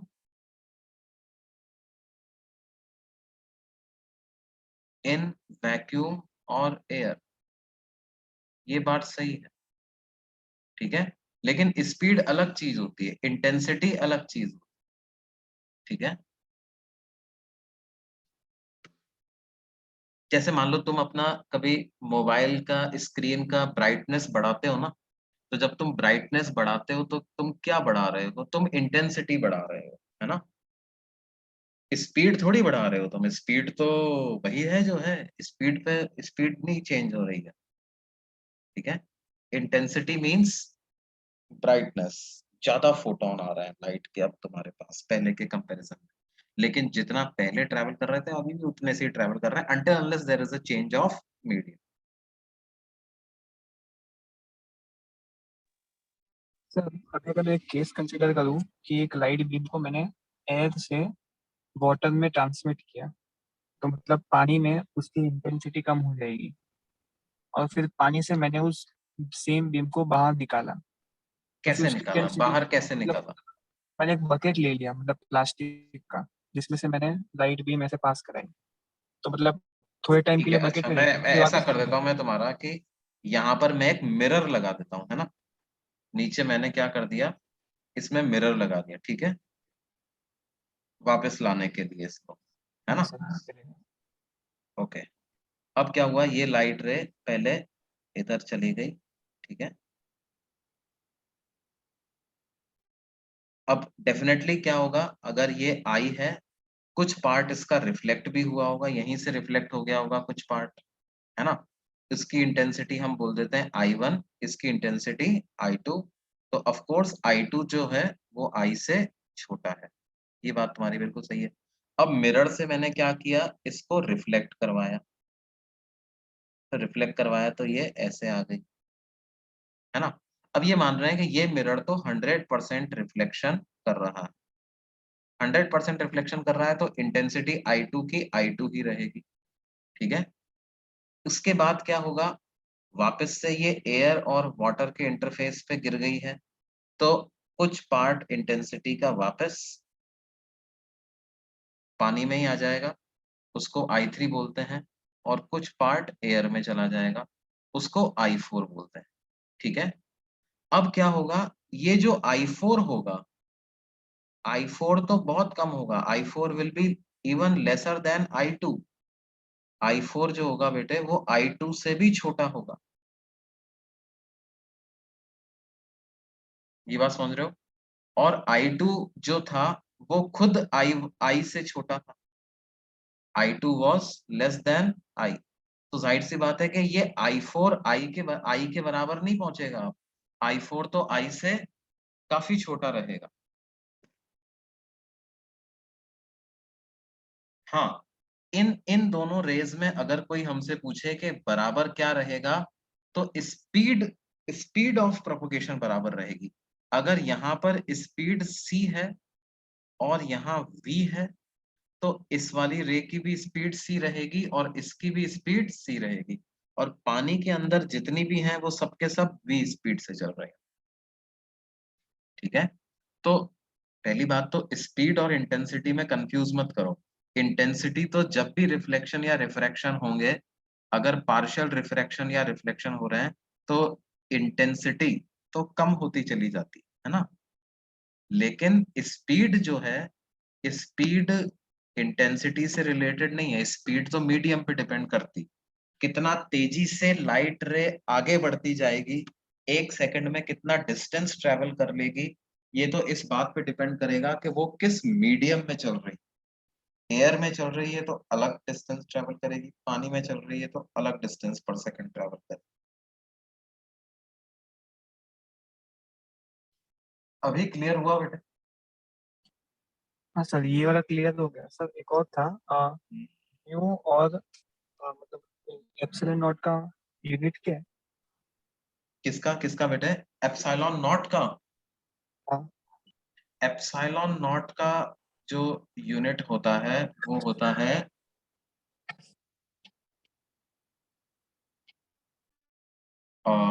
देखो इस तरह से उसको तुम कैलकुलेट कर सकते हो। इट इज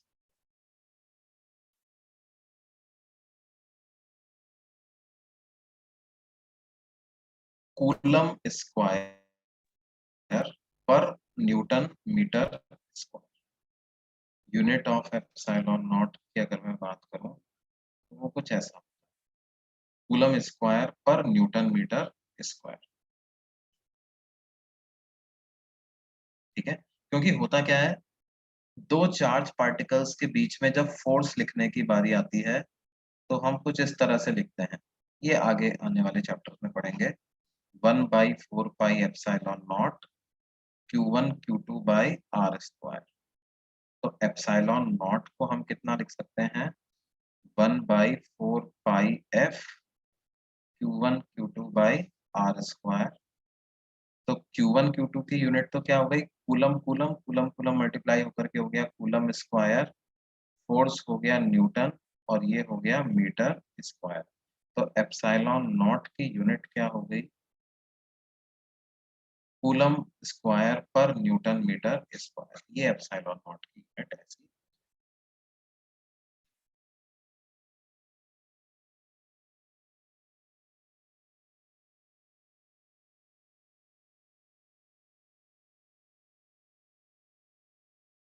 ठीक है बेटे? सर जो दूसरा भी था ना, उसका क्या था? म्यू नॉट की यूनिट कैसे निकालते हैं हम?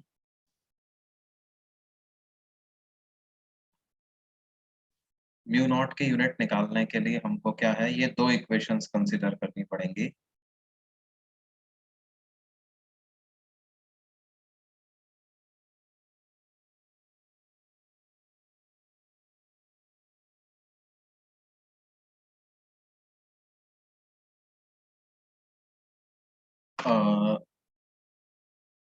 न्यूटन पर एम्पियर मीटर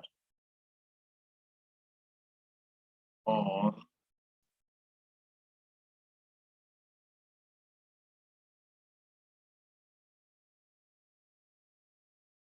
तो म्यू नॉट की यूनिट होती है बेटे न्यूटन पर एम्पियर स्क्वायर। म्यू नॉट की यूनिट होती है न्यूटन पर एम्पियर स्क्वायर। और इन दोनों से तुम चेक भी कर सकते हो कैसे, जैसे अगर मैं mu naught into epsilon not को मल्टीप्लाई करूंगा तो म्यू नॉट की यूनिट अपन ने क्या लिखी है न्यूटन पर एम्पियर स्क्वायर, और एप्सिलॉन नॉट की यूनिट अपन ने क्या लिखी है coulomb square per newton metre square. ठीक है, न्यूटन से न्यूटन कैंसिल हो जाएगा। एम्पियर को चार्ज अपॉन टाइम भी लिख सकते हैं, तो ये हो जाएगा coulomb square per second square, तो ये सेकंड स्क्वायर ऊपर चला गया, ये कूलम स्क्वायर पर मीटर स्क्वायर अगर आ गया तो कूलम स्क्वायर से कूलम स्क्वायर कैंसिल हो गया। तो म्यू नॉट एप्सिलॉन नॉट की क्या यूनिट आ गई बेटे सेकंड स्क्वायर पर मीटर स्क्वायर। तो 1 म्यू नॉट एप्सिलॉन नॉट की क्या यूनिट आ जाएगी metre square per second square. तो 1 root mu not epsilon not की क्या यूनिट आ जाएगी बेटे वो आ जाएगी मीटर पर सेकंड, जो कि वेलोसिटी की यूनिट। ठीक है, तो म्यू नॉट की यूनिट को तुम याद रख सकते हो न्यूटन पर एम्पियर स्क्वायर, और एप्सिलॉन नॉट की यूनिट होगी coulomb square per newton metre square. अब जैसे इसका तो मैंने तुम्हें बता दिया ये कैसे आया, ये वाली यूनिट जो मैंने थोड़ी सी रफ कैलकुलेशन करी थी वो तुम सीखोगे जब मैग्नेटिक इफेक्ट्स ऑफ करंट पढ़ोगे, तब ये सीख जाओ। म्यू म्यू आर और एप्सिलॉन आर जो होती हैं इनकी कोई यूनिट नहीं, दे आर यूनिटलेस। ये भी यूनिट। जो रिफ्रैक्टिव इंडेक्स होता है n, this is also unitless. Refractive index का relation mu are epsilon r से क्या होता है under root mu are into epsilon r. इसको c डिवाइडेड बाई v ऐसा भी लिख सकते हैं। यहाँ से भी देख सकते हैं ये भी मीटर पर सेकंड है, ये भी मीटर पर सेकंड, तो रिफ्रैक्टिव इंडेक्स को तो यूनिटलेस आना ही है।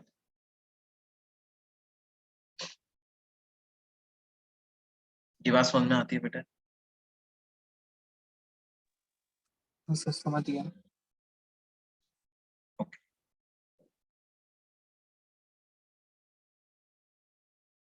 अब हमारे पास क्या है लॉज ऑफ रिफ्रैक्शन की बात हम करते हैं। लॉज ऑफ रिफ्रैक्शन के दो लॉज हैं। पहला लॉ कहता है इंसिडेंट रे, रिफ्रैक्टेड रे and the normal.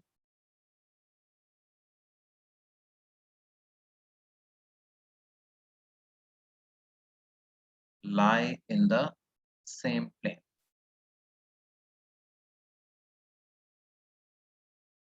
Incident ray, refracted ray and the normal, they lie in the same plane. And second law of refraction is also known as Snell's law.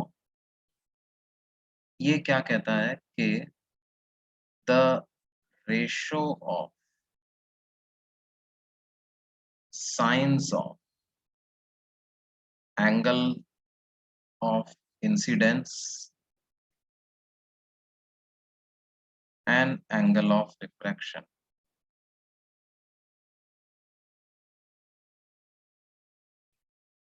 is constant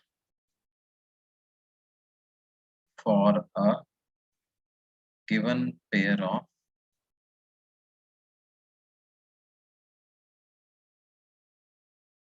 medium, and it is equal to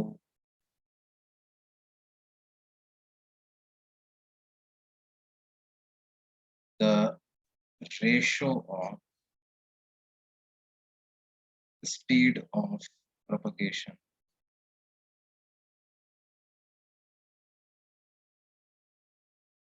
of light in the two medium.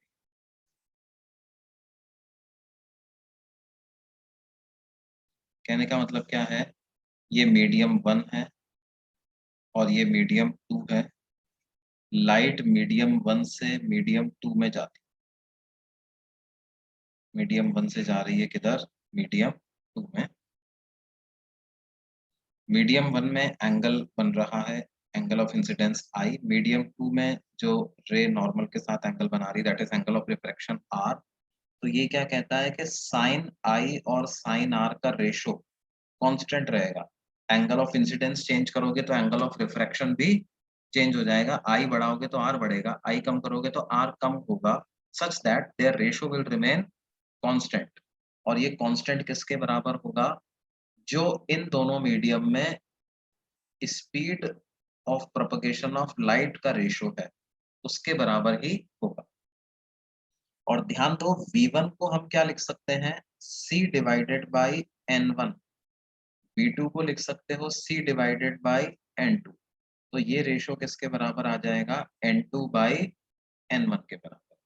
या दूसरे form में हम Snell's law को ऐसे भी लिख सकते हैं, N1 into sine I is equal to N2 into sine R। N1 into sine I is equal to N2 into sine R, ऐसा भी लिख सकते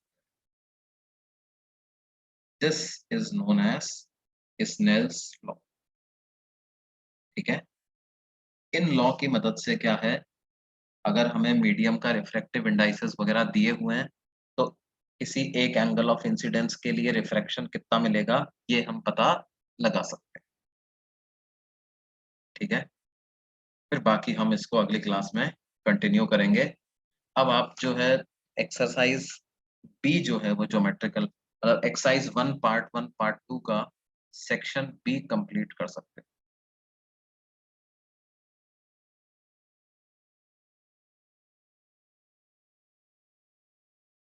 ठीक है, सर मुझे डाउट था हाँ बोलो बेटे।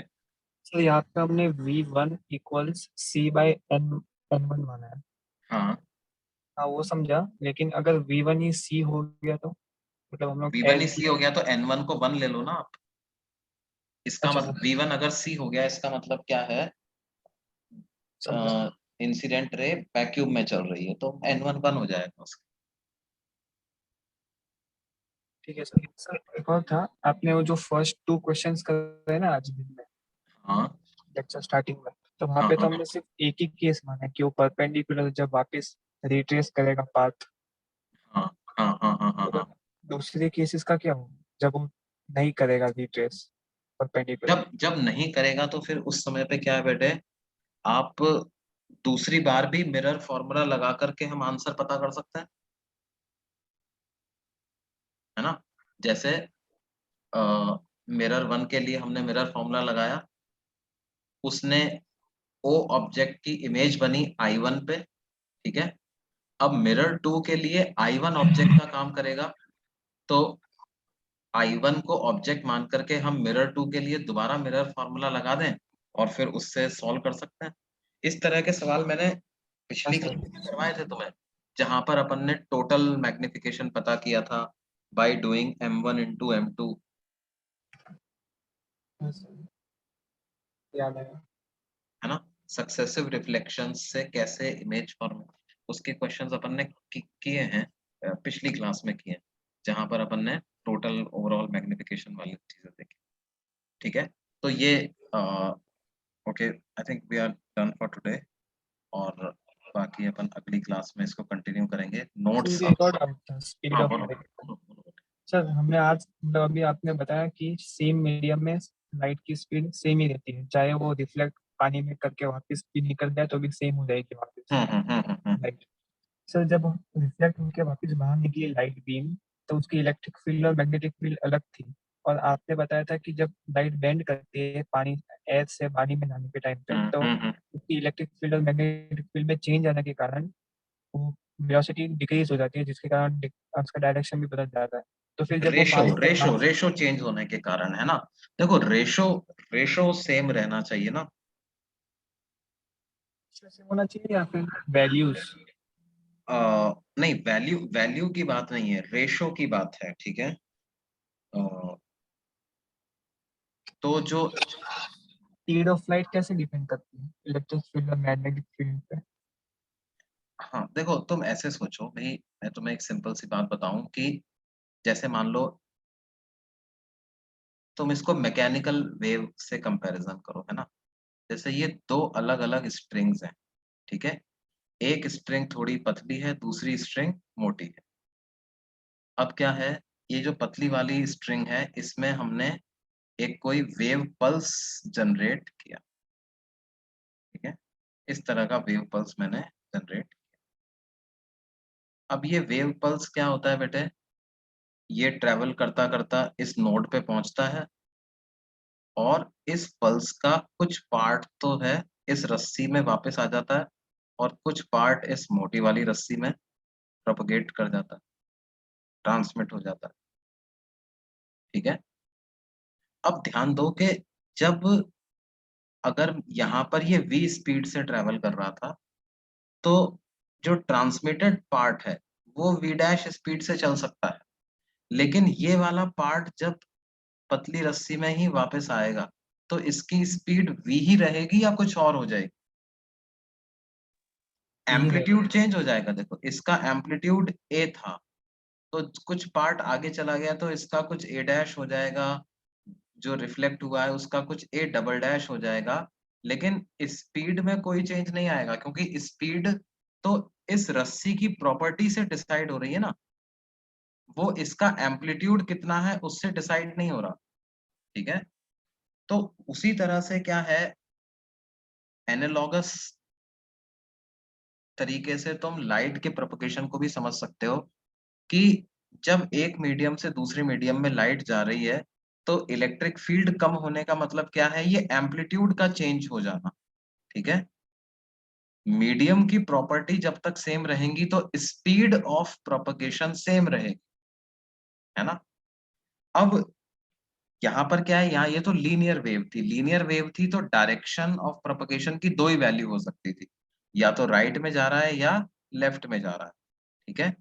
लेकिन लाइट रे के साथ क्या हो रहा है, डायरेक्शन ऑफ प्रोपगेशन जो है वो भले ही चेंज हो जाए लेकिन magnitude of velocity of propagation में कोई चेंज नहीं होगा। देखो जैसे ये इंसिडेंट रे है, इसकी डायरेक्शन कुछ और, क्या बेटे?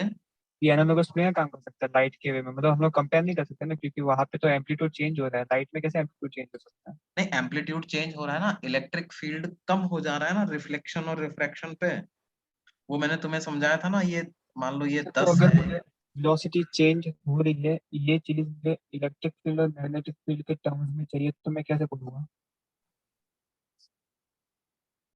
तुम ये समझ सकते हो कि जो स्पीड, देखो वेलोसिटी की दो बात है, velocity is a vector quantity, एक हो गया इसका मैग्नीट्यूड, ठीक है, एक हो गया इसका डायरेक्शन।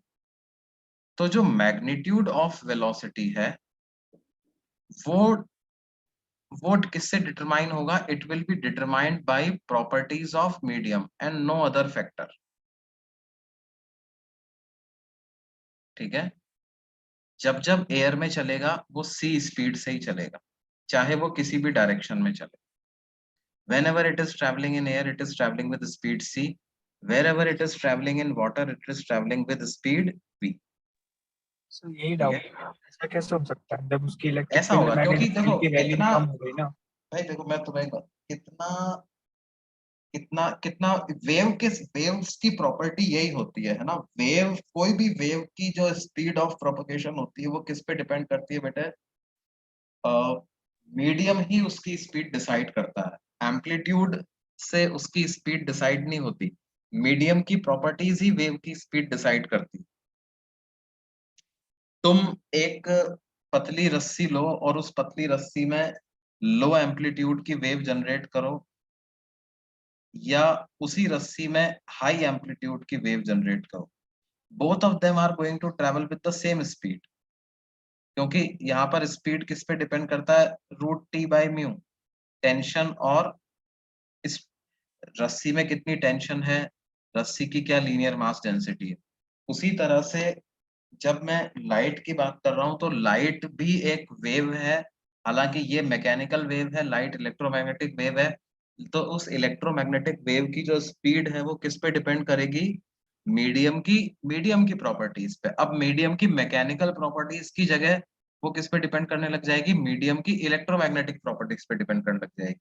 मतलब मीडियम का परमेबिलिटी और मीडियम का परमिटिविटी पे। It is not going to depend on कि कितना इलेक्ट्रिक फील्ड आपने जनरेट किया है।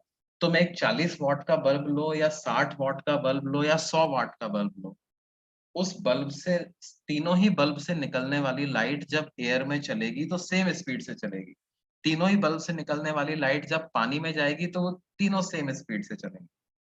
ठीक है, उसका, हाँ ये बात जरूर है कि इलेक्ट्रिक फील्ड जो उस लाइट के साथ ट्रेवल कर रहा है, और लाइट के अंदर जो इलेक्ट्रिक फील्ड प्रेजेंट है, उस इलेक्ट्रिक फील्ड का मैग्नीट्यूड 40 वाट में कम होगा, 60 वाट में ज्यादा होगा, 100 वाट के बल्ब में सबसे ज्यादा होगा।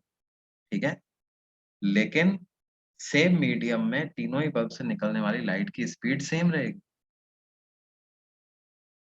वो मीडियम की प्रॉपर्टी, मीडियम कितना तेजी से चलो बस उसको समझाता हूँ सर। आगे बढ़ने का अलाउ कर रहा है।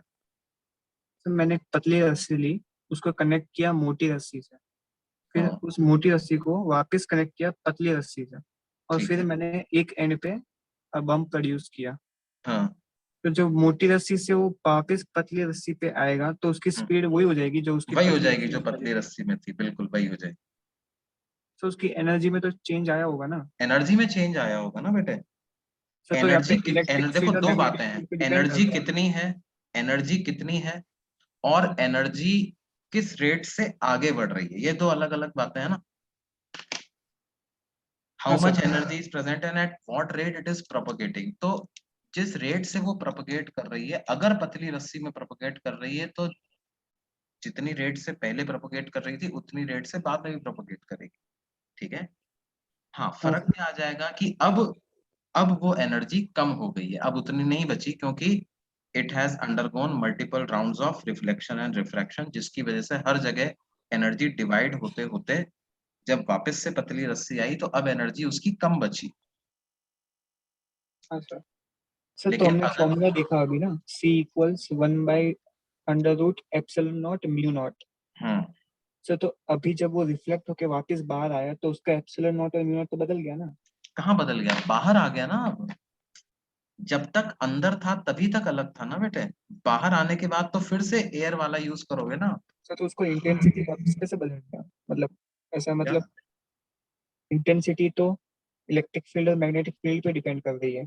तो इलेक्ट्रिक फील्ड और मैग्नेटिक फील्ड तो कम हो गया ना, लेकिन स्पीड तो नहीं चेंज हुआ ना, स्पीड थोड़ी ना इलेक्ट्रिक फील्ड पे डिपेंड कर रही है। तो इलेक्ट्रिक फील्ड अगर मैग्नेटिक फील्ड दोनों कम हो रहा है तो फिर स्पीड भी कम होनी चाहिए फॉर्मूला के नहीं हिसाब नहीं से। नहीं नहीं नहीं नहीं नहीं, यही तो बात, यही तो समझा रहे हैं आप तुमको कि चाहे कम एम्पलीट्यूड की वेव लो, चाहे ज्यादा एम्पलीट्यूड की वेव लो, कम एम्पलीट्यूड की वेव मतलब कम इलेक्ट्रिक फील्ड, ज्यादा मैग्नीट्यूड की वेव मतलब ज्यादा इलेक्ट्रिक फील्ड, ये दोनों वेव सेम रस्सी पे सेम स्पीड से चलेंगी। उसी तरह से क्या है, ये जो ओरिजिनल इंसिडेंट वेव है इसमें इलेक्ट्रिक फील्ड ज्यादा है, ये वाली जो वेव जो अंदर से रिफ्लेक्ट हो हुआ करके आई है उसमें इलेक्ट्रिक फील्ड बहुत कम बचा है। लेकिन क्योंकि दोनों ही एयर में हैं तो इसलिए स्पीड दोनों की सेम रहेगी, स्पीड में फर्क नहीं आएगा। मुझे एक बात जानना था कि हम लोग ने रिफ्लेक्ट करके पानी से बाहर निकाला बीम को, उस टाइम पे एप्सिलॉन नॉट और म्यू नॉट की वैल्यू चेंज होगी या नहीं जब वो बाहर निकलेंगी तब? देखो ऐसा है ना यार कि एप्सिलॉन नॉट और म्यू नॉट मीडियम की प्रॉपर्टीज है ना। ठीक है, तो लाइट ने ऐसे कैसे बदल दिया अपनी मीडियम, अपनी प्रॉपर्टी कैसे बदल दी लाइट ने? लाइट के पास जो इलेक्ट्रिक फील्ड और मैग्नेटिक फील्ड है, उसको कैसे पता चला कि मैंने मीडियम चेंज किया तो अब मुझे अपनी इलेक्ट्रिक फील्ड और मैग्नेटिक फील्ड वापस वैसी करनी है जैसी पहले थी? उसको तो कैसे पता चला? उसको तो कुछ पता ही नहीं चलता ना लाइट्स को। नहीं और इलेक्ट्रिक फील्ड और मैग्नेटिक फील्ड वैसी करनी है जैसी पहले थी, ये नहीं है। इलेक्ट्रिक फील्ड और मैग्नेटिक फील्ड कितने टाइम में आगे बढ़ने वाले हैं, है ना। वेलोसिटी ऑफ प्रोपगेशन का मतलब क्या होता है बेटे, जैसे किसी किसी एक जगह पर इलेक्ट्रिक फील्ड और मैग्नेटिक फील्ड प्रेजेंट है ना, अब लाइट आगे चली गई, इसका मतलब क्या है, यही इलेक्ट्रिक फील्ड और मैग्नेटिक फील्ड अब आगे जाने वाले, ठीक है। अब मान लो ये x डिस्टेंस आगे गए और t टाइम में आगे गए, तो x डिवाइडेड बाई t को मैं क्या कहूंगा, स्पीड ऑफ प्रोपगेशन। सिर्फ इतना था ही तो कंसेप्ट है स्पीड ऑफ प्रोपगेशन का, हाँ सर। ठीक है। अब ये कितना टाइम इन इलेक्ट्रिक फील्ड और मैग्नेटिक फील्ड को x डिस्टेंस जाने में लगेगा, ये इस बात पे डिपेंड करेगा कि ये इलेक्ट्रिक फील्ड और मैग्नेटिक फील्ड किस मीडियम में प्रेजेंट है। वो मीडियम रोकेगा इनको आगे जाने से, है ना। एयर है तो वो c स्पीड से आगे जाएंगे, पानी है तो v स्पीड जो कि c से कम है उससे आगे जाएंगे। उसका इस बात से कोई लेना देना नहीं है कि ये इलेक्ट्रिक फील्ड और मैग्नेटिक फील्ड कितने हैं, ठीक है। कम है तब भी सेम स्पीड से आगे जाएंगे, ज्यादा है तब भी सेम स्पीड से आगे जाएंगे। समझा सर। समझ में आई बात बेटा। इलेक्ट्रिक फील्ड और मैग्नेटिक फील्ड डिपेंड नहीं करता स्पीड। इलेक्ट्रिक फील्ड और मैग्नेटिक फील्ड का कितना अमाउंट प्रेजेंट है, उनका मैग्नीट्यूड क्या है, ये स्पीड ऑफ प्रोपगेशन डिसाइड नहीं करता, ठीक है। इस हाँ, स्पीड ये ऑफ जो वेलोसिटी का मैग्नीट्यूड है वो कौन डिसाइड करता है, मीडियम की प्रॉपर्टीज पे डिपेंड करता है, मीडियम की प्रॉपर्टीज से डिसाइड होगा ये। सर। तो फिर फॉर्मूला हमें क्या बोल रहा है, c equals 1/√ε0 mu not. Epsilon naught mu naught, ये बता, म्यू नॉट और एप्सिलॉन नॉट मीडियम की प्रॉपर्टीज है ना बेटे। म्यू नॉट और एप्सिलॉन नॉट किसकी प्रॉपर्टीज हैं, मीडियम की प्रॉपर्टीज। म्यू नॉट और एप्सिलॉन नॉट के बारे में अपन क्या लिखते हैं, mu naught is permittivity of free space, mu naught is permeability of free space, है ना। इसकी वैल्यू फिक्स होती है, इसकी वैल्यू हमेशा होगी 4 पाई इंटू 10⁻⁻⁷। एप्सिलॉन नॉट की वैल्यू होती है 8.854 into 10⁻⁻12।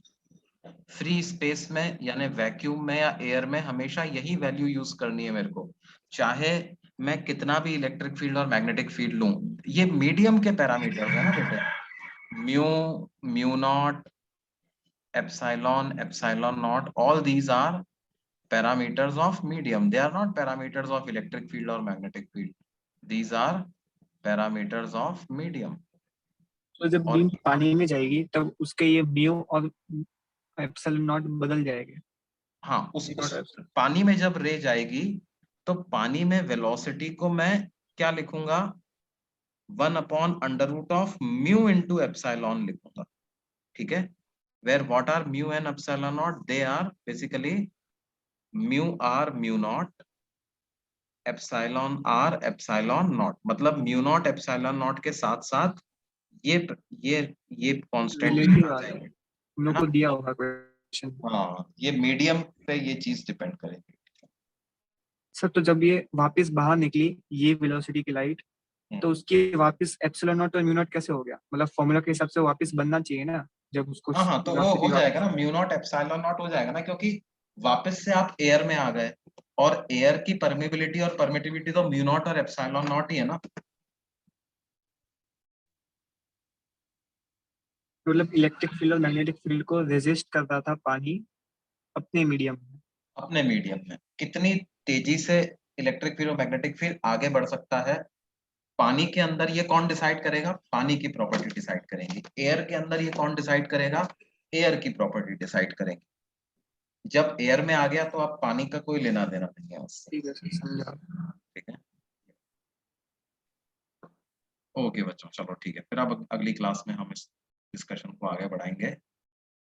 C you all at the next lecture.